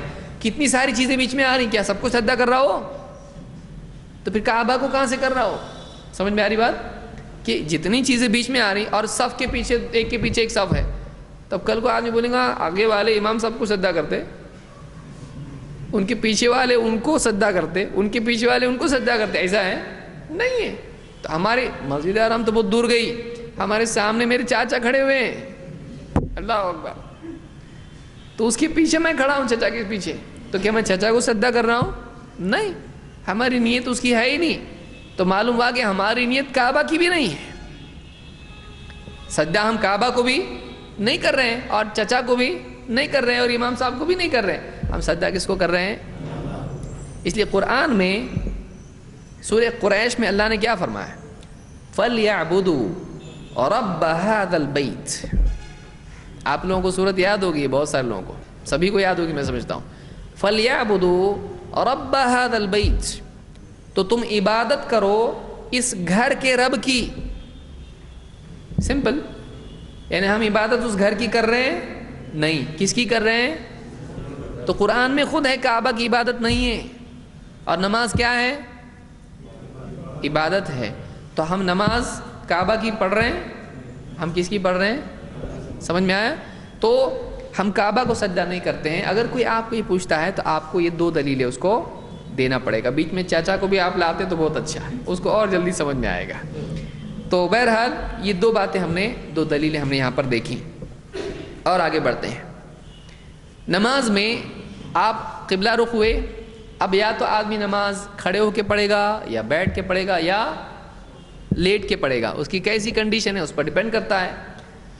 تو نماز میں قیام لازم ہے، بلکہ قیام نماز کے ارکان میں سے ہے.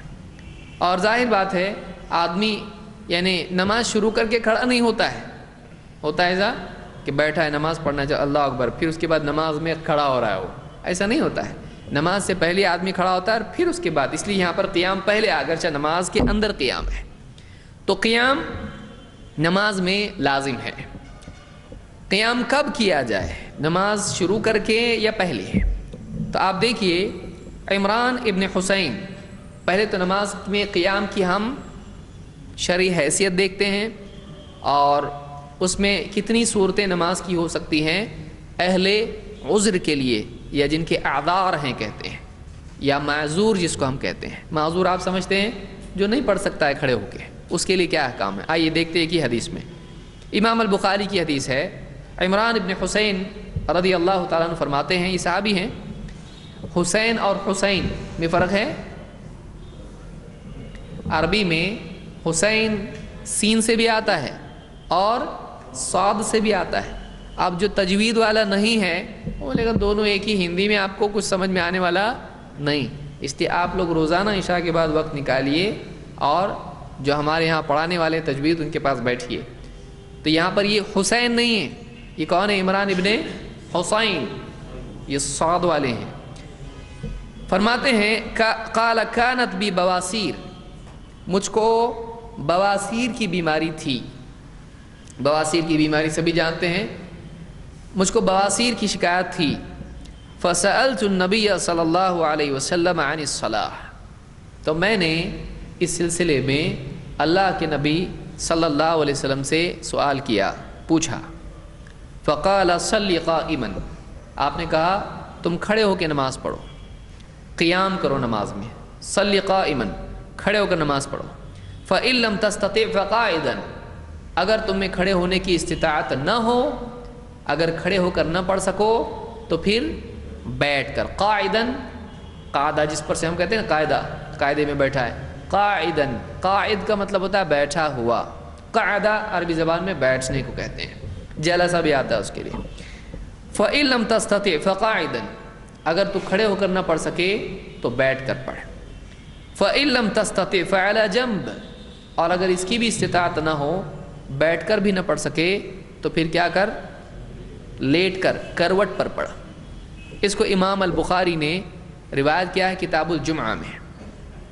آئیے دیکھتے ہیں اس حدیث سے کیا کیا چیزیں معلوم ہوتی ہیں. اس سے پہلی بات یہ معلوم ہوئی کہ صحابہ کو بھی بیماریاں ہوا کرتی تھی,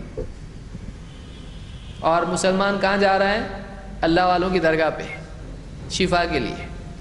تو یہ اس طرح کی کوئی بیماری کسی نیک انسان کو ہو سکتی کہ نہیں؟ آج کسی آدمی کو کوئی بیماری ہو گئی تو اس کے کچھ تو گناہ اس کے آڑے آ رہے ہیں. تو ایسا نہیں ہے, نیک انسان کو بھی کوئی بیماری ہو سکتی ہے, اللہ کا امتحان ہوتا ہے. وَلَنَبْلُوَنَّكُمْ بِشَيْءٍ مِّنَ الْخَوْفِ وَالْجُوعِ وَنَقْصٍ مِّنَ الْأَمْوَالِ وَالْأَنفُسِ وَالثَّمَرَاتِ. تو اللہ کی طرف سے امتحان ہوتا رہتا ہے انسان کا, اور حدیثوں میں بھی آیا ہے.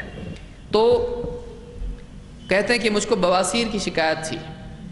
اس سے معلوم ہوتا ہے کہ اب آگے میں اس کو بتاؤں گا انشاءاللہ. تو کہتے ہیں کہ مجھ کو بواسیر کی شکایت تھی. فسألت النبی صلی اللہ علیہ وسلم عن الصلاۃ, تو میں نے اللہ کے نبی صلی اللہ علیہ وسلم سے نماز کا مسئلہ پوچھا. یعنی یہ مسئلہ ہے, یہ بیماری ہے اور اس میں مجھ کو تکلیف ہوتی ہے, تو نماز میں کیسے پڑھوں؟ اس میں کھڑے ہونا پڑے گا نماز کے لیے. تو آپ نے فرمایا صلی قائما, صلی قائما, کھڑے ہو کر نماز پڑھو. تو یہ معلوم ہوا کہ اصلاً نماز میں اصل حکم کیا ہے؟ بیٹھنا یا کھڑے ہونا؟ کھڑے ہونا. تو آپ نے ڈائریکٹلی پہلی چیز کہی کھڑے ہو کے نماز پڑھو. تو معلوم ہوا کہ کھڑے ہو کر نماز پڑھنا چاہیے, سب کے لیے ہے, چاہے وہ بیمار ہو یا صحت مند ہو. یعنی بیمار ہوگا تو بیٹھ کے پڑھنا ایسا ہے؟ پوچھنے والا کون ہے؟ بیمار ہے کہ صحت مند ہے؟ بیماری ہے, لیکن اس کے باوجود کیا کہہ رہے ہیں اللہ کے نبی صلی اللہ علیہ وسلم؟ کھڑے ہو کے نماز پڑھو. تو معلوم ہوا کہ صحت مند ہو یا بیمار, دونوں کے لیے کیا حکم ہے؟ کھڑے ہو کر نماز پڑھیں گے. لیکن فَإِن لَمْ تَسْتَطِعْ فَقَاعِدًا, لیکن اگر کھڑے ہو کے تم نہیں پڑھ سکو تو بیٹھ کے پڑھو. یعنی اگر وہ آدمی بیمار ہونے کے باوجود کھڑے ہو کے پڑھ سکتا ہے, یہ نہیں کہ چکر آ کے گر جائے گا یا کھڑے ہونے پہ پاؤں کہاں پر ہیں ایک دم, کچھ بھی اس طرح کا معاملہ ہے, ٹھیک ہے تو بیٹھ کے پڑھ. لیکن اگر بیمار ہے, چھینک آ رہی ہے اور پڑھ سکتا ہے, بہت بیمار ہے, سر دکھ رہا ہے, بہت یہ ہو رہا ہے, تو بیٹھ کے پڑھتا ہوں, نہیں, کھڑا ہو سکتا ہے, ہاں کھڑے ہو کے پڑھ, ورنہ نماز نہیں ہوگی. نماز نہیں ہوگی کیونکہ اصل حکم ہے قیام کا. تو ایک آدمی خود جانتا ہے, اب اس میں مفتی صاحب وغیرہ اس کے اندر دیکھ سکتے ہیں کہ اس کو کنڈیشن اس کی ہے کہ نہیں, وہ خود بتائے گا. اسی لیے آپ نے کیا کہا, اگر تو نہ پڑھ سکے تو اس کا خطاب کس کی طرف ہے؟ جو عمل جس کو کرنا ہے. اگر تو نہیں تو جانے گا کون؟ پوچھے گا میں کر سکتا ہوں کہ نہیں؟ پوچھ سکتا ہے کسی سے؟ نہیں, اس کو خود معلوم ہے. تو جیسے حدیث میں آیا کہ استفتی قلبک, اپنے دل سے فتویٰ لے. وہ ایسا نہیں کہ کچھ بھی فتویٰ حلال ہے کہ حرام, دل سوچ رہا حلال چلو پیو, کر سکتا ہے ایسا؟ نہیں, وہ خود جانتا ہے کہ میں پڑھ سکتا ہوں کہ نہیں پڑھ سکتا ہوں. تو اب اپنے دل سے دیکھے گا کہ واقعی میں پڑھ سکتا ہوں تو کھڑے ہو کے پڑھے گا. ایسا لگتا نہیں پڑھ سکتا میں, تو اب کیا کرے گا وہ؟ بیٹھ کے پڑھے گا. تو فَإِن لَمْ تَسْتَطِعْ فَقَاعِدًا، اگر تو کھڑے ہو کے نہ پڑھ سکے تو پھر بیٹھ کے پڑھا. فَإِن لَمْ تَسْتَطِعْ، اور اگر تو بیٹھ کے بھی نہیں پڑھ سکے تو کیا کر، فَعَلَى جَنْبٍ، تو اپنی کروٹ پر، اپنے پہلو پر لیٹ کر نماز پڑھ. اب اس حدیث میں دیکھیے ترتیب وار بتایا گیا ہے. یہاں ایسا نہیں ہے کہ بیمار ہے تو اس کو چوائس ہے کھڑے ہو کے، بیٹھ کے، لیٹ کے بہت اچھا لگتا ہے، کوئی عمل نہیں کرتا، میں لیٹ کے پڑھتا، آگے سو گیا مسجد کے اندر، امام صاحب بھی دیکھ رہے اس کو کیا ہوا، دیکھو اس کا جنازہ تو نہیں نکلا اس کا. تو چوائس ہے کہ ایسی چوائس نہیں ہے، یعنی ایسا نہیں کہ آپ کو تین میں سے کچھ چننا ہے. آپ کھڑے ہو کے بیٹھ کے، لیٹ کے، کھڑے ہو کے بیٹھ کے، لیٹ کے، کھڑے ہو کے، ٹھیک ہے آپ کھڑے ہو کے پڑھ رہے ہیں، لیٹ کے آپ ایسا کر سکتے ہیں؟ نہیں. اس میں اختیار ہے کیا؟ اختیار نہیں ہے. ترتیب بتائی گئی ایسا کر. جب وہ نہیں کر سکتا ہے تو اس کو پھر کیا پڑھنا ہے؟ بیٹھ کے. کھڑے ہو کے نہیں تو بیٹھ کے، اور بیٹھ کے نہیں تو کھڑے ہو کے لیٹ کر. تو اس طرح سے ترتیب ہے. تو اگر وہ کھڑے ہو کے پڑھ سکتا ہے تو بیٹھ کے پڑھ سکتا ہے، اگر وہ بیٹھ کے پڑھ سکتا ہے تو لیٹ کے پڑھ سکتا ہے؟ نہیں. تو اب ایک آدمی، یعنی اس طرح سے ترتیب اس کی ہے کہ اصلاً قیام ہے، اس کی اگر استطاعت نہیں رہتی ہے تو بیٹھ کے، اور اس کی استطاعت اگر نہیں رہتی ہے تو لیٹ کے. اگر کوئی آدمی بیٹھ کے نماز پڑھ سکتا ہے تو کیا لیٹ کے پڑھنا جائز ہوگا اس کے لیے؟ سمجھ میں آ رہی بات؟ تو اس میں یعنی یہ حکم ہم کو معلوم ہوا کہ نماز میں اصلاً قیام فرض ہے. اگر اس کی استطاعت نہیں ہے تو بیٹھ کے، اس کی استطاعت نہیں تو لیٹ کر. یہ بھی معلوم ہوا کہ لیٹ کے بھی نماز پڑھی جا سکتی ہے. یعنی ایک آدمی بیٹھنے کی بھی طاقت اگر نہیں رکھتا ہے تب بھی وہ یہ نہیں کہہ سکتا ہے دیکھو میرے کو تو بیٹھنے بھی نہیں آ رہا ہے، میں نماز چھوڑ دیتا ہوں. چھوڑ سکتا ہے، وہ لیٹے لیٹے نماز پڑھ سکتا ہے. تو اس سے ایک یہ بات معلوم ہوئی کہ قیام فرض ہے. اس میں قیام اور قعود اور اس کے بعد جنب، قرآن میں دیکھیے اللہ نے یہی ترتیب رکھی ہے. اللہ کے نبی صلی اللہ علیہ وسلم قرآن کو سب سے زیادہ سمجھتے تھے. صحیح ہے؟ اللہ نے کیا فرمایا سورہ آل عمران کے آخری رکوع میں، الذین یذکرون اللہ قیاما وقعودا وعلی جنوبہم. صحیح ہے کہ اب آپ نے پڑھے ہیں تو آپ کو معلوم ہوگا کہ الذین یذکرون اللہ قیاما وقعودا وعلی جنوبہم، کہ وہ اللہ کے نیک بندے وہ ہیں جو اللہ کو یاد کرتے ہیں کھڑے، بیٹھے اور لیٹے ہوئے اپنی کروٹوں پر. تو یہ جو ترتیب آیات میں آئی ہے کہ ذکر کرنے کی تین ترتیبیں ہیں. اللہ کے نبی صلی اللہ علیہ وسلم نے نماز کے اعتبار سے بھی اسی طرح ترتیب بتائی کہ اصل قیام ہے، وہ نہیں تو بیٹھ کے، وہ نہیں تو لیٹ کے. تو لیٹ کے بھی آدمی نماز پڑھ سکتا ہے. اگر کوئی آدمی ایسا ہے، اب دیکھیے اس میں حالت، کھڑے ہو کے نماز پڑھ رہا تھا، نماز ہی میں اس کو ایسا لگا کہ ہو سکتا ہے گر جائے، کیا وہ نماز میں بیٹھ سکتا ہے؟ وہ کھڑے کھڑے بیٹھ جائے گا. کیونکہ اگر وہ نہیں کھڑے ہو سکتا ہے تو اس کے لیے دوسری حالت کون سی ہے؟ وہ نماز توڑے یا بیٹھے؟ بیٹھے، کیونکہ ابھی بھی نماز اس کی جاری ہے. اگر اس میں قیام کی طاقت نہیں ہے تو اس کے لیے دوسرا آپشن کیا ہے؟ بیٹھ جائے وہ. تو نماز ہی میں اگر وہ بیٹھ جاتا ہے تو اس میں کوئی پرابلم نہیں ہے، اس کی نماز توڑنے کی اس کو ضرورت نہیں ہے.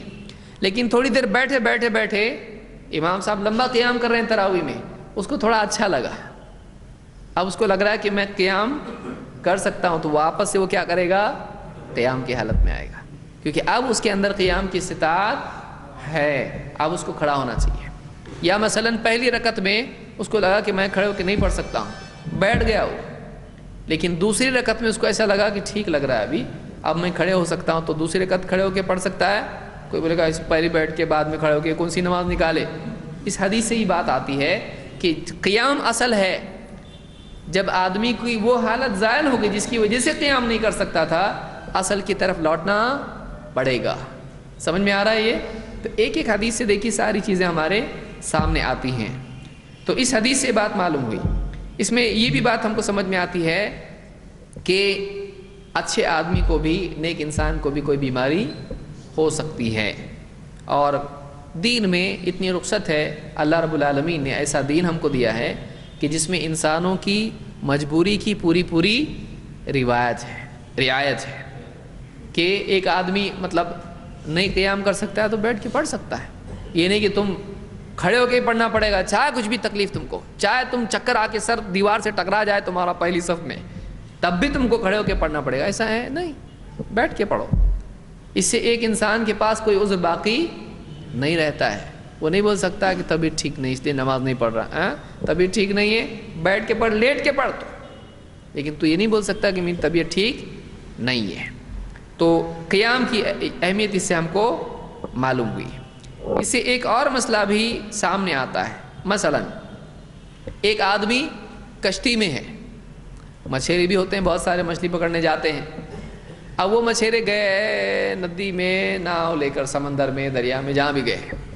اب ناؤ میں کھڑا ہو رہا تو ناؤ ڈولنا شروع، اللہ اکبر، اے اللہ بچا. کھڑے نہیں ہو سکتا ہے وہ تو کیا اس کے لیے نماز کھڑے ہو کے پڑھنا ضروری ہے؟ لیکن یہ بیمار نہیں ہے. یہ مسئلہ تو بیمار کے لیے ہے نا، ان کو بواسیر کا مسئلہ تھا. تو اب کیا کشتی میں جو آدمی ہے وہ بیٹھ کے پڑھ سکتا ہے؟ یہ بیمار کے لیے ہے یا سب کے لیے ہے؟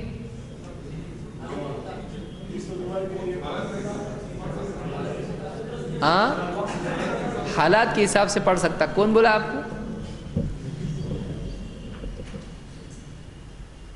سب چپ ہو گئے ایک دم. بھائی نہیں ہے یہ.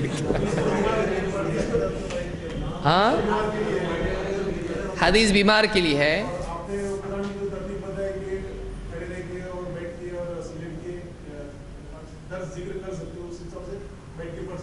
یعنی کوئی بھی کر سکتے، اس لیے کہ واو واو واو آیا ہے، اس میں ترتیب نہیں ہے قرآن میں. دیکھیے اللہ کے نبی صلی اللہ علیہ وسلم نے ایک بیمار کے پوچھنے پر جواب دیا، لیکن آپ نے یہ نہیں بتایا کہ صرف بیمار کی استطاعت نہیں ہو تو وہ بیٹھ کے پڑھ سکتا ہے. ایسا بتایا آپ نے؟ آپ نے بتایا اگر نہیں کھڑے ہو کے نہیں پڑھ سکتا ہے تو بیٹھ کے پڑھ. تو صرف بیمار ہی میں استطاعت نہیں ہو سکتی، ایسا ہے کیا؟ یہاں پر مسئلہ کس کا ہے؟ بیمار کا ہے یا استطاعت کا ہے؟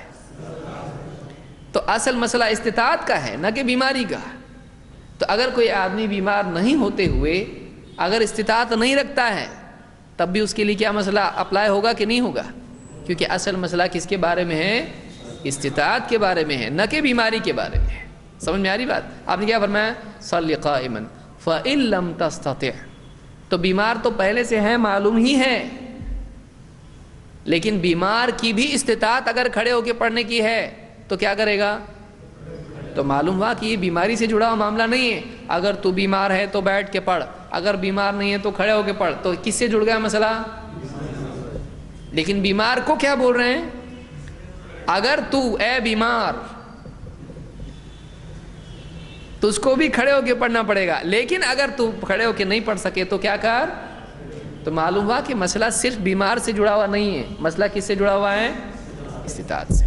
تو اب چاہے وہ بیمار ہو یا بے بیمار ہو، غیر بیمار ہو، صحت مند ہو، اگر وہ کشتی میں جاتا ہے اور کشتی اس کے کھڑے ہونے سے امبیلنس ہوتا ہے اور الٹے ہونے کا ڈر ہے تو آدمی کیا کرے گا؟ بیٹھ کے پڑے گا. اور میں نہیں سمجھتا اس کو لیٹنے کی نوبت آئے گی. تو بولے چلو لیٹ کے بھی کشتی میں پڑھتے تھوڑا ایسا، تو ایسا میں نہیں سمجھتا ایسی کوئی نوبت آتی کشتی والے کو. تو وہاں وہ بیٹھ کے پڑھ سکتا ہے کہ نہیں پڑھ سکتا ہے؟ پڑھ سکتا ہے. تو وہ تمام حالات جن میں قیام کی استطاعت نہیں ہو ان میں کیا کر سکتا ہے آدمی؟ بیٹھ کے پڑھ سکتا ہے. اور اگر بیٹھنے کی نہیں تو لیٹ کے پڑھ سکتا ہے. سمجھ میں آیا؟ تو یہ مسئلہ اس حدیث سے ہم کو معلوم ہے. دیکھیے حدیث میں بہت سارے لوگ کہتے ہیں حدیث میں سب ہے کیا؟ اب تم کو نہیں دکھتا تو ہم کیا کرتے ہیں؟ ہے کہ نہیں؟ کوئی اس میں یعنی زبردستی ہم ثابت کر رہے ہیں کسی چیز کو؟ نہیں، صاف ستھرا دین ہے. اب کسی آدمی کو نہیں سمجھے اور پھر ادھر ادھر دوڑنا شروع کرے تو اس کی مرضی ہے. لیکن ہم یہ اعتقاد رکھتے ہیں کہ احادیث میں، قرآن و سنت میں سب ہے، اور اگر یہاں نہیں ملتا ہے ہم کو سمجھ میں نہیں آ رہا تو ہمارے سلف ہمارے لیے موجود ہیں، صحابہ ہیں، تابعین ہیں اور اہل علم ہیں. اگر ہم کو اس میں نہیں ملا تو ہم ان کی طرف رجوع کرتے ہیں، لیکن اس میں سے وہ لیتے ہیں جو صاف صاف وہ استنباط کر کے بتا رہے ہیں. زبردستی کوئی چیز ثابت کرے کوئی آدمی، اس کو ہم لیتے نہیں لیتے ہیں.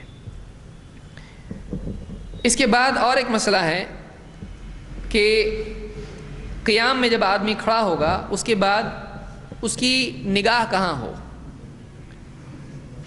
نماز کے لیے سنت یہ ہے کہ ایک آدمی قیام میں اپنی نگاہ کہاں رکھے؟ سجدے کی جگہ پر رکھے. عائشہ رضی اللہ تعالیٰ فرماتی ہیں دخل رسول اللہ صلی اللہ علیہ وسلم الکعبۃ ما خلف بصرہ موضع سجودہ حتی خرج منہا. امام ابن خزیمہ، امام البیہقی نے الکبریٰ اور اسی طرح سے امام الحاکم نے المستدرک میں اس کو روایت کیا ہے، اور ارواء الغلیل میں شیخ الالبانی نے اس کو صحیح کہا ہے.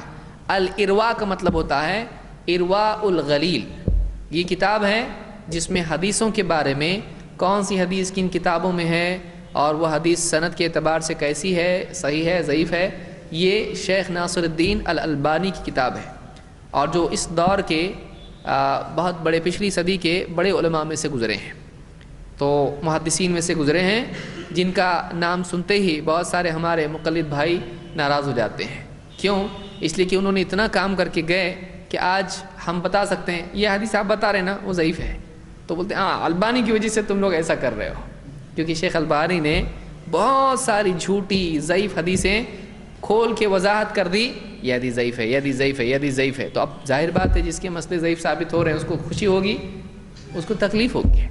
تو بہت سارا کام انہوں نے کیا. بہرحال اللہ تعالیٰ ان کو اونچا مقام عطا فرمائے اور ان کی قبر کو نور سے بھر دے. ایسے علماء جو اس دور میں پیدا ہوئے انہوں نے اتنا کام کر دیا کہ آج اس سے استفادہ ہم کر رہے ہیں. اور انہوں نے ایسا نہیں کیا. بہت سارے لوگ کیا سوچتے ہیں یہ لوگ البانی کے مقلد ہیں، ایسا نہیں ہے. شیخ ناصر الدین الالبانی نے ایسا نہیں کیا میں کہتا ہوں یہ حدیث ضعیف ہے اس لیے تم بھی ضعیف مانو، ایسا نہیں کیا انہوں نے. میں کہتا ہوں یہ حدیث صحیح ہے لہٰذا تم بھی آنکھ بند کر کے مانو، انہوں نے ایسا نہیں کیا.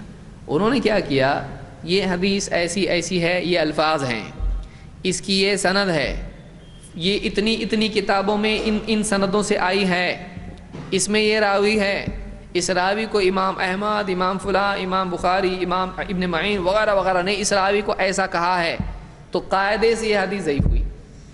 تو انہوں نے پورا ڈیٹیل دیا ہے کہ کیوں ضعیف، تاکہ کوئی آدمی یہ نہ بولے کہ امام البانی، شیخ البانی ضعیف بولے تو ضعیف کیا. ان کی جو دلیل ہے وہ سب سامنے ہے ہمارے. دیکھیے بتا رہے نا وہ کیوں ضعیف، تو جب وہ بتا رہے ہیں تو ہم اس دلیل کی اتباع کر رہے ہیں جس کی بنیاد پر وہ حدیثوں کو صحیح اور ضعیف کہہ رہے ہیں. تو ارواء الغلیل ایسی کتاب ہے جس کے اندر انہوں نے ساری حدیثوں کے سلسلے میں تفصیل دی ہے. کوئی دیکھنا چاہے ان کتابوں کی طرف رجوع کر سکتا ہے، وہ موجود ہیں، وہ کتابیں چھپی بھی موجود ہیں. ایسا نہیں کہ کہاں تو آپ کو جانا پڑے گا مصر کی فلانی لائبریری کے ایک دم اندر تہ خانے میں. بعض لوگ بولتے ہیں ہماری دلیل سب وہ کتاب میں، وہ کہاں ہیں؟ وہ مصر میں ہے. کچھ لوگ تو بولتے ہیں وہ ہماری کتابیں بہت تھیں، تاتاریوں کا جب فتنہ آیا نا ان لوگوں نے سب کتابیں ہماری دریا میں ڈال دے، بہہ گئی، تو ہماری ساری دلیلیں اس میں گئی. تو ہمارے پاس بھی دلیل تھی سب چیزوں کی، لیکن وہ کتابیں کیا ہو گئی؟ ہماری بہہ گئی.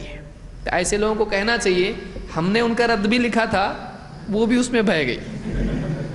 ہمارے ایک بھائی نے ایسے ہی جواب دیا، کہا کہ ہاں وہ تمہاری بہہ گئی نا، تو ہماری بھی جتنی کتابیں تھی اس کے رد میں تھی، اس میں اس کو غلط بتائے تھے ہم نے، وہ بھی گئی اس کے اندر.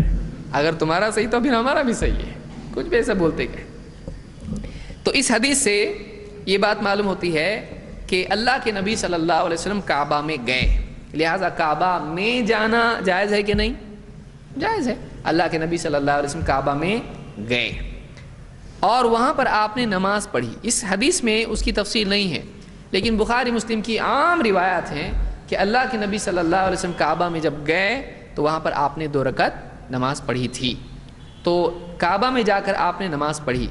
تو حضرت عائشہ فرماتی ہیں کہ ما خلف بصرہ موضع سجودہ حتی خرج منہا، آپ کی نگاہ سجدے کی جگہ سے نہیں ہٹی یہاں تک کہ آپ باہر آئے.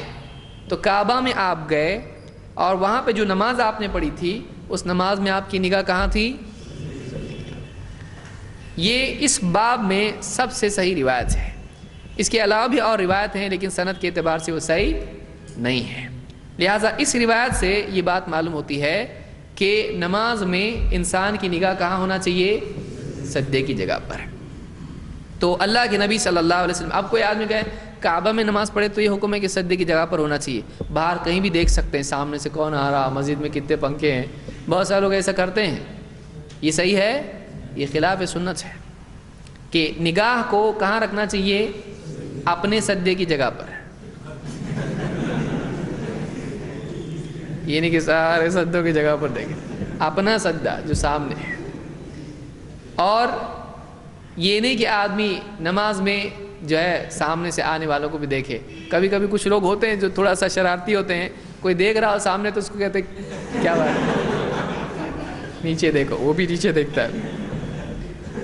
تو ایسا نگاہ جو ہے یہاں وہاں نہیں کرنا چاہیے. بچوں کی طرح ادھر ادھر آدمی دیکھے، بچے دیکھتے ہیں، آپ بھی دیکھ رہے ہیں، ابو بھی دیکھ رہا ہے، بچے بھی دیکھ رہے ہیں، سب کیا ہے؟ نگاہ کہاں ہونا چاہیے؟ سجدے کی جگہ پر ہونا چاہیے. اور اس میں بعض لوگ یہ کہتے ہیں کہ نگاہ بھٹکتی ہے ہماری، اس لیے ہم کیا کرتے ہیں؟ آنکھ بند کر کے دھیان کر کے نماز پڑھتے ہیں. تو سنت آنکھوں کا بند رکھنا ہے یا کھلا رکھنا ہے؟ کھلا رکھنا ہے. آنکھ بند کر کے نماز پڑھنا خلاف سنت ہے. اس لیے کہ اس حدیث سے معلوم ہوتا ہے کہ اللہ کے نبی صلی اللہ علیہ وسلم نے جو نماز پڑھی اس میں آپ کی نگاہ کہاں تھی؟ تو نگاہ کھلی تھی کہ بند تھی؟ سجدے کی جگہ پہ کب ہوگی؟ جب بند ہوگی تب یا کھلی ہوگی تب؟ تو معلوم ہوا کہ اللہ کے نبی صلی اللہ علیہ وسلم کی نگاہ سجدے کی جگہ پر تھی. اور کسی بھی حدیث میں یہ ثابت نہیں ہے کہ اللہ کے نبی صلی اللہ علیہ وسلم آنکھ بند کر کے نماز پڑھتے ہوں. کسی بھی حدیث سے ثابت نہیں ہے کہ اللہ کے نبی صلی اللہ علیہ وسلم نے آنکھ بند کر کے نماز پڑھی. اب اگر کوئی آدمی کہتا ہے کہ آنکھ بند کرنے سے ہم کو خشوع نصیب ہوتا ہے اور نماز میں خشوع ضروری ہے، تو کیا یہ دلیل اور استدلال صحیح ہے؟ کیوں صحیح نہیں؟ ایسی خشوع کی ہم کو ضرورت نہیں جو خلاف سنت ہو. کیونکہ اللہ نے فرمایا قد افلح المؤمنون الذین هم فی صلاتهم خاشعون، کہ کامیاب ہو گئے ایمان والے جو اپنی نمازوں میں خشوع اختیار کرتے ہیں. تو ہم کو خشوع کے لیے مسنون طریقے کی پیروی کرنا چاہیے، نہ کہ اپنے بنائے ہوئے طریقے کی. کوئی آدمی پھر کل کو کہے گا اس کے نماز میں دروازے کی طرف دیکھنے، امام صاحب کو دیکھنے سے ایسا ہوتا ہے. آپ اپنی طرف سے کچھ بھی طے کر سکتے ہیں نماز میں؟ نہیں. جب نبی صلی اللہ علیہ وسلم نے آنکھیں کھلی رکھیں تو سنت نماز کی یہی ہے کہ آپ آنکھیں کھلی رکھیں. دوسری بات یہ کہ حدیث میں اس بات کی ہم کو تاکید ہے کہ اگر آپ کے سامنے سے کوئی آدمی جاتا ہے، آپ کی نماز توڑنے کی کوشش کرتا ہے، تو کیا کرنا ہے؟ یہ آپ کب روک سکتے ہیں؟ آنکھ بند کر کے. اتنے گیانی آپ ہو گئے کہ آپ کو برابر معلوم پڑتا کون جا رہا ہے کون نہیں جا رہا ہے. تو آپ کب یہ کر سکتے ہیں؟ جب آپ کی آنکھیں کھلی ہوں. تو آنکھیں بند کرنے میں نماز کا اور بھی نقصان ہے. تو اس کے لیے ضروری ہے کہ آدمی نماز میں آنکھ کیا رکھے؟ کھلی رکھے. اور کہاں رکھے؟ اپنے سجدے کی جگہ پر رکھے. تو یہ نماز کی سنت ہے. اب کب کب رکھ سکتا ہے یہ؟ پوری نماز میں؟ ہاں. اور سلام کے وقت بھی ایسا کرے گا؟ دیکھیے اس میں حالتیں کون کون سی ہیں. نماز شروع ہو گئی، اب قیام ہے، رکوع ہے، سجدہ ہے اور عطیہ. 4 حالتیں نماز کی. قیام میں کہاں ہوگی؟ رکوع میں؟ پاؤں کے انگوٹھوں پہ نہیں. بہت سارے لوگ کہتے ہیں رکوع میں آپ کی نگاہ کہاں ہونا چاہیے؟ پاؤں کے انگوٹھوں پہ. اور عجیب بات یہ ہے کہ انسان کے لیے ممکن ہی نہیں ہے کہ ایک وقت 2 چیزوں کو دیکھے. ہو سکتا ہے ایسا؟ نہیں. ایک آدمی ایسا تو دیکھ سکتا ہے لیکن واقعی دیکھنا جس کو بولتے ہیں وہ ایک ہی چیز کو دیکھ سکتا ہے. تو اب انگوٹھا جب دیکھ رہا ہے اپنا تو یا تو اس کو دیکھے گا یا تو اس کا. دونوں کو ایک ساتھ کیسے دیکھے گا؟ یا تو اس کو رائٹ لیفٹ کرتے رہنا پڑے گا. اس میں بھی میجورٹی مائنورٹی اس کی ہوگی. تو یہ کون سی سنت لائیں آپ؟ کہاں سے لائیں؟ اس کی کوئی دلیل ہی نہیں ہے کہ نماز میں پاؤں پہ نگاہ رکھنے کی کوئی دلیل نہیں ہے. مزید اس میں نقصان یہ ہوتا ہے کہ آدمی پاؤں پہ نگاہ رکھنے کی وجہ سے سر اور جھک جاتا ہے. जो कि नमाज में सीधा होना चाहिए। तो रुकू में आदमी निगाह कहाँ रखेगा? सजदे की जगह पर। फिर आ गया सजदा। अब बाज़ लोग हमारे कहते हैं नाक को देखें, तो उसकी एक्सरसाइज तो हो जाएगी आँख की। डॉक्टर लोग बोलते हैं बाद वक़्त नाक पे, और बाद लोग दलील भी इससे साबित करने की कोशिश करते, देखो डॉक्टर भी बोलता है इससे आँख की एक्सरसाइज होती है। कोई ज़रूरत नहीं, नमाज के बाहर करो आप एक्सरसाइज है। नमाज में नाक के सिरे पर यहाँ निगाह रखने की कोई दलील नहीं है। वो भी निगाह कहाँ रखना चाहिए? अपने सामने सजदे की जगह पर, जहाँ वो सजदा कर रहा है वहाँ पे निगाह रखे, आँख खोल के रखे वहाँ पे। उसमें नाक पे निगाह रखने की कोई दलील नहीं है कि अगर लंबा सजदा अगर हुआ, उसका उठने के बाद आँख सीधी होना मुश्किल हो जाएगा, कुछ भी हो सकता है। तो एक आदमी को कोई इसकी दलील नहीं है कि वो नाक पे अपनी उंगली रखती है जो है निगाह रखे और इस तरह से सजदा करे, उसको सामने देखना चाहिए। फिर और हालत कौन सी बच गई अभी? तशाहुद की। इस हालत में सजदे की जगह पर निगाह नहीं है। इस हालत में कहाँ रखना है निगाह? तशाहुद की इस उंगली पर, शहादत की उंगली जिसको कहते हैं, सब्बाबा जिसको कहते हैं, तो इस उंगली पर निगाह रखना, क्योंकि उसकी दलील आगे आएगी। लेकिन दो सजदों के बीच में भी बैठता है आदमी, तो वहाँ क्या करेगा? सजदे की जगह पर ही रखेगा। बाद लोग कहते हैं उस हालत में दामन में निगाह रखना चाहिए। कौन बोला आपको दामन में निगाह रखने के लिए? कोई उसकी दलील नहीं है, कोई दलील उसकी नहीं है। तो ये सारी चीज़ें लोगों ने अपनी अपनी तरफ से बना के रखी हैं। हमारा मुतालबा उनसे ये है कि कुल हातु बुरहानकुम इन कुंतुम सादिकीन, इन सब चीज़ों की हमको दलील दो। हमारे पास दलील है, हर चीज़ के लिए दलील है कि आपको कब कहाँ निगाह रखना है। पूरी नमाज आ गई, खलास पूरी नमाज में हज़रत आयशा फरमाती हैं आपकी निगाह सजदे की जगह पे थी। अब अगर उसके अलावा कोई दलील मिलती है, जैसे मैंने बताया आगे वो दलीलें भी आएंगी, तो फिर बस उसी जगह निगाह रखना है, वरना असल क्या है उसमें? सजदे की जगह पर। और सलाम के वक्त में निगाह कहाँ करेगा आदमी? अपने दाएं और बाएं, जो बैठा हो उसके चेहरे को देखना है। तो वो आगे इंशाल्लाह सारी चीज़ें आएंगी। तो नमाज में निगाह कहाँ होना चाहिए? सजदे की जगह पर। और आँख बंद करने के मुकाबले में सजदे की जगह निगाह रखने में ज़्यादा कंसंट्रेशन होता है, क्योंकि आँख बंद करने से न जाने क्या क्या, लेकिन चटाई ही सामने रहेगी उसके। समझ में आ रहा है कि एक आदमी जब नमाज पढ़ेगा उसके सामने एक जगह है कि उस पर निगाह उसकी है, लेकिन आँख बंद करने से कंसंट्रेशन नहीं होता है, उसका ध्यान ज़्यादा भटकेगा अगर आँख बंद करता है। इसके लिए नमाज की सुन्नत ये है कि आदमी नमाज में निगाह को कहाँ रखे? किसकी रिवायत है ये? कौन सी सहाबी है? आयशा है। कहाँ ये नमाज पढ़ी अल्लाह के नबी सल्लल्लाहु अलैहि वसल्लम ने? मालूम हुआ कि काबा में नमाज पढ़ सकते हैं। इसकी तफसीली रिवायत इंशाल्लाह मैं अगले दर्स में दूंगा कि आप काबा में गए और वहाँ पे आपने नमाज पढ़ी, और कैसा आपने इधर पिलर छोड़ा इधर पिलर छोड़ा, कहाँ एग्जैक्टली आपने नमाज पढ़ी। अगले दर्स में इंशाल्लाह मैं आपको बताऊं, क्योंकि ज़िम्नन कुछ चीज़ें आएंगी आपको ऐसा लगेगा कि वो तफसील भी होती तो ज़्यादा अच्छा था। तो इंशाल्लाह हम अगले दर्स में ऐसी सारी चीज़ें देखेंगे। तो मेरे ख़्याल से वक्त काफ़ी हो गया है। ये रिवायत सही है और इससे साबित होता है कि नमाज में मौदिअ सुजूद ही का मतलब है सजदा की जगह। इसलिए आप देखिए मैंने जो कहा अपने सजदे की जगह पर निगाह रखे, हदीस में ख़ुद उसका इशारा मौजूद है। क्या फरमाती हैं कि मा खलफ बसरुहु मौदिअ सुजूदिही, आपके सजदे की जगह से आपकी निगाह नहीं हटी। तो आपकी निगाह कहाँ थी? अपने सजदे की जगह पर। हदीस में अल्फाज ख़ुद ही मौजूद हैं। लिहाजा ये बातें आज हमने सीखी। इंशाअल्लाह मज़ीद बातें अगले दर्स में हम तकबीर से शुरू करेंगे। अगर किसी का इस ज़िमन में सवाल है, आने वाले मसाइल नहीं, इस ज़िमन में सवाल है तो वो पूछ सकता है। 10 मिनट में हम लोग इसको फिनिश करेंगे।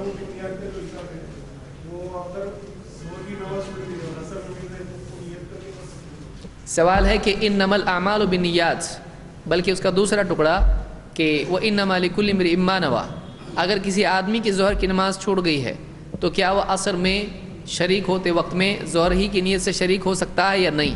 तो इसमें कोई हरज नहीं है। अगर ज़ोहर की नमाज़ है 4 है, असर की नमाज़ है 4 है, अगर किसी की छूट गई, सबसे पहली बात तो ये कि नमाज छूटना चाहिए کبیرہ گناہ ہے کہ ایک آدمی جانتے بوجھتے نماز چھوڑ دے، بلکہ احادیث کی روشنی میں یہ کفر ہے۔ تو آدمی جانتے بوجھتے نماز چھوڑے، یہ کیا ہے؟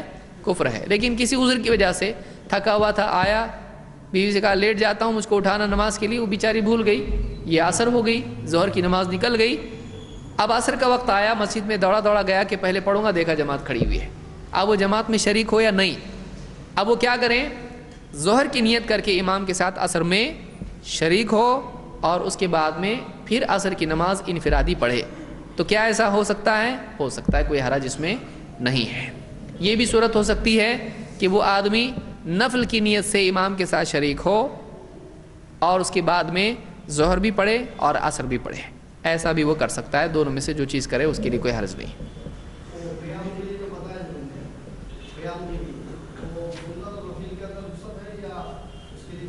دونوں کا مسئلہ الگ ہے۔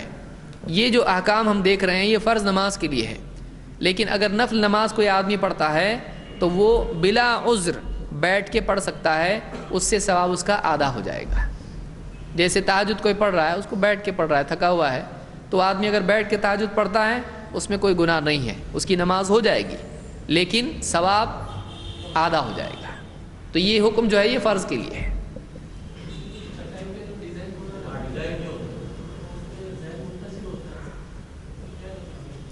دیکھیے چٹائی، جا نماز، مسجد کی جو جگہ ہے اور مسجد کی دیواریں بھی، سامنے کا حصہ بھی، یہ ایسا ہونا چاہیے کہ جس سے ذہن منتشر نہیں ہو۔ مسجدوں میں بہت زیادہ نقش و نگاری یا اسی طرح سے جا نماز میں بہت سارے ڈیزائن، اس کی وجہ سے بہت سارے لوگوں کا ذہن بھٹکتا ہے۔ تو بہتر ہے کہ ایسا جا نماز ہو جس کے اوپر اس طرح کی کوئی نقش و نگاری نہ ہو، سادہ سا ہو جس پہ آدمی نماز پڑھ لے، اس کا ذہن نہیں بھٹکے۔ لیکن نماز ہو جاتی ہے، نماز ہو جاتی ہے۔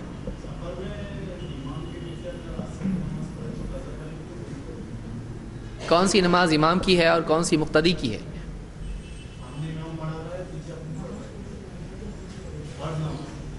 امام عصر پڑھ رہا ہے، ہم بھی عصر پڑھ رہے ہیں، تو ظاہر بات ہے وہ نماز ہوئی نا ہماری۔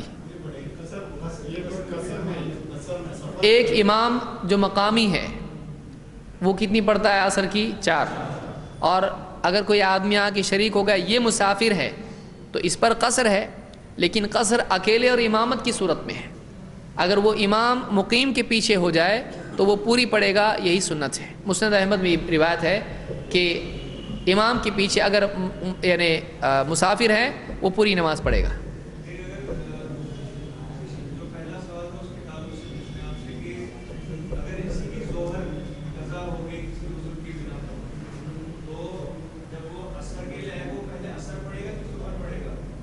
تو میں نے یہی کہا کہ اگر کوئی آدمی ظہر اس کی رہ گئی ہے اور وہ مسجد میں آیا اور واقعی شرعی عذر اس کا تھا، گناہگار وہ نہیں تھا، اور وہ آدمی دیکھتا ہے کہ امام ابھی عصر کی جماعت میں کھڑا ہو چکا ہے، تو اب یہ ظہر والا آدمی امام کے پیچھے شریک ہو سکتا ہے ظہر کی نیت سے، اس میں کوئی حرج نہیں ہے۔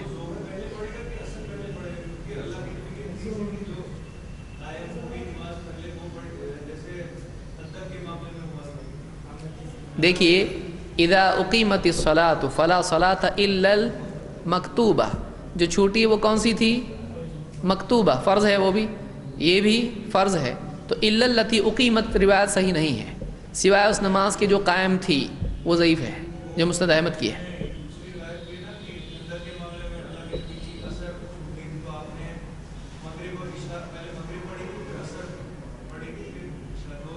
ظاہر بات ہے آپ امام تھے تو آپ کو اختیار تھا پہلے کون سی پڑھیں، تو آپ نے اسی ترتیب سے پڑھی جو چھوٹی تھی، لیکن اب یہ امام کچھ اور پڑھ رہا ہے اور یہ کچھ اور پڑھ رہا ہے، تو یہ ایسی حالت میں مثلا سمجھ لیجئے سفر میں ہم لوگ ہیں اور ہماری ظہر بھی چھوٹ گئی اور عصر بھی چھوٹ گئی، تو اور مغرب کا وقت آ گیا، تو اب ایسی صورت میں ہم کیا کریں گے؟ ہم مغرب نہیں پڑھیں گے، ہم کیا پڑھیں گے؟ پہلے ظہر پڑھیں گے، پھر عصر پڑھیں گے، پھر مغرب پڑھیں گے، جیسا کہ خود اللہ کے نبی صلی اللہ علیہ وسلم نے جنگ خندق کے وقت کیا تھا۔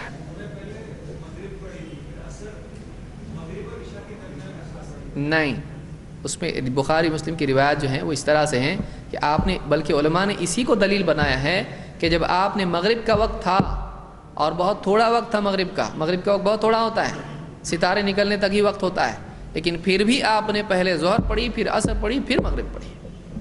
بخاری مسلم میں اسی طرح سے اور اسی سے استدلال کیا علماء نے.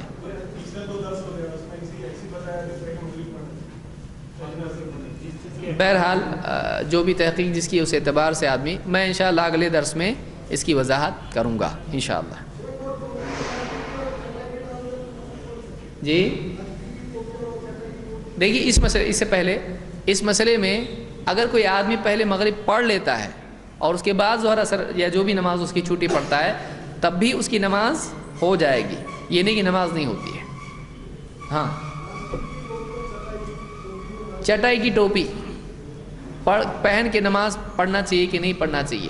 اگر آپ شادی میں جاتے ہیں کسی کی یا کسی بڑی تقریب میں جاتے تو پڑھیے، کیونکہ جو چیز عیب دار ہے کہ جو چیز ایسی ہے کہ جو زینت میں شمار نہیں ہوتی ہے، کل کو کوئی مرغی کے پروں کی ٹوپی لا کے رکھے گا مسجد میں تو وہ ایک دم آپ پہن کے افریقہ والے بن کے آپ نماز پڑھیں گے اس میں؟ نہیں.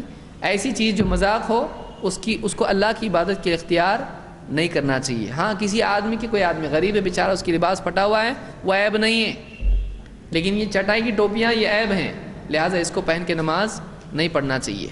ہاں ایک آدمی اتنا فقیر نہ ہو کہ اس کے پاس اپنی ٹوپی بھی نہ ہو.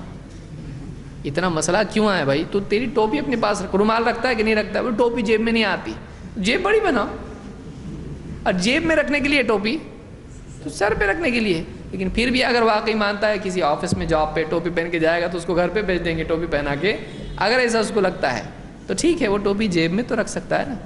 اگر پتلی ٹوپی رکھے ایسی جو پہن سکتا ہے آسانی سے، نماز میں پہنے اور زینت اختیار کرنا چاہیے. بغیر ٹوپی کے نہیں پڑے، اس سے دعوت کو نقصان ہوتا ہے. لوگ بتا دیکھو یہ لوگ سر اتنے بڑے بال ہو گئے تو بال کاٹتے نہیں جلدی، سر ایسا بڑا ہو گیا ہے اور اس میں ٹوپی بھی نہیں ہے، اور سلام پھیر کے جب دیکھتے لوگ تو گھر گھر کے دیکھتے ہیں. پھر ہم اس کے پاس جا کے کہیں سنت نماز میں ایسا ہے، ہم کو نہیں سننا ہے تمہاری بات، ٹوپی پہنتے نہیں اور ہم کو بتاتے ہو سنتیں، پہلے ٹوپی پہن کے آؤ. اب اس کو آپ ٹوپی سمجھاتے بیٹھیں گے، وہ بھی سننے کے لیے تیار، تو آپ ٹوپی نہیں پہننا فرض ہے، یعنی ٹوپی پہن کے پڑھے تو نماز نہیں ہوتی. تو ہم کیوں اپنی دعوت کے لیے اور رشتہ دیکھنے جاتا برابر ٹوپی پہن کے جاتا ہے؟ وہاں فرض ہے، شادی میں برابر ٹوپی پہن کے بیٹھتا ہے. تو مطلب آدمی اپنے فائدے کے لیے تو برابر کر رہا ہے لیکن دین کے لیے نہیں کر رہا ہے. کیوں؟ دعوت کے لیے آپ اتنی قربانی نہیں دے سکتے، اس میں آپ آ جاتے ضروری ہے کیا، غیر ضروری ہے کیا. تو آپ بہت ساری چیزیں غیر ضروری ہے لیکن آدمی کرتا ہے اس کو، یہ غیر ضروری نہیں ہے، اس سے دعوت بھی جڑی ہوئی ہے. اس لیے میں گزارش کروں گا ہمارے ان بھائیوں سے جو نماز میں ٹوپی نہیں پہنتے ہیں، مان لیا کہ ٹوپی ضروری نہیں ہے لیکن ٹوپی کا تعلق اگر دعوت سے جڑا ہوا ہے تو بہت ضروری ہے وہ. کہ اگر آپ چاہتے ہیں لوگ آپ کی بات سنیں تو پھر آپ کو ٹوپی پہننا چاہیے تاکہ اس کی وجہ سے کوئی آدمی آپ سے بھاگے نہیں، اس کی وجہ سے کوئی آدمی آپ سے بھاگے نہیں. کوشش کریں اس چیز کی. اگر آپ دعوت کے میدان میں خاص طور سے اور آپ چاہتے ہیں کہ لوگوں سے بات کریں تو بھی پہنو، آپ کو کوئی گناہ نہیں ہے، اس سے نیکیاں کم نہیں ہوتی ہیں، اس سے کوئی عذاب نہیں آتا ہے. پہنیے ٹوپی، اس سے دعوت میں راستہ ہموار ہوتا ہے. اگر کوئی مجبوری ہے کسی کی، بغیر ٹوپی کے پڑھ لیا نماز ہو جاتی، کوئی اس میں مسئلہ نہیں ہے، وہ گناہ نہیں، لازم بھی نہیں ہے. لیکن اس دور میں لوگ اس بہانے کی وجہ سے ہماری بات نہیں مان رہے. پہنیے، کوئی مسئلہ نہیں اس کے اندر، ٹھیک ہے.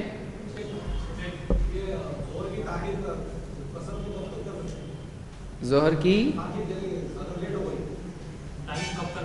عصر تک اس کا وقت ہے، دونوں ملا کے پڑھیں گے.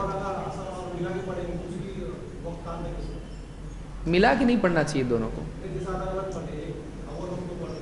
اول وقت میں پڑھ رہے ہیں دونوں، عصر اول وقت میں پڑھ رہے ہیں. سایہ اپنے ایک مثل ہو جائے تب تک کہ ظہر کا وقت ہوتا ہے، اس کے بعد عصر کا شروع ہو جاتا ہے. زوال کا جو وقت ہے اس کے وقت میں جتنا سایہ ہے اور پھر کسی چیز کا اپنا سایہ اس کے قد کے برابر ہو جائے پلس اتنا سایہ، تو یہ ہو گیا ظہر کا وقت. اب ختم ہو گیا، اب عصر کا وقت شروع ہوگا. نہیں پڑھنا چاہیے بغیر عذر کے، بغیر عذر کے نہیں. ظہر کے وقت میں عصر پڑھنا بول رہے ہیں نا، نہیں پڑھنا چاہیے الا ہے کہ کوئی مجبوری ہو.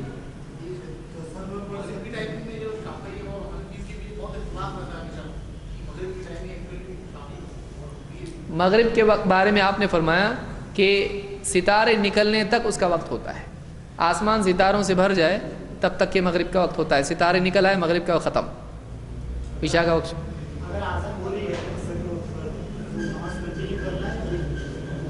اگر عصر کی نماز پڑھ رہا ہے اور اذان ہو رہی ہے تو فرض نماز چھوڑ نہیں سکتے ہیں، اس کو جاری رکھیں، مکمل نماز کرے، پھر اگلی نماز میں شریک ہو. سبحان اللہ بحمدہ، سبحانک اللہم و بحمدک، اشہد ان لا الہ الا انت.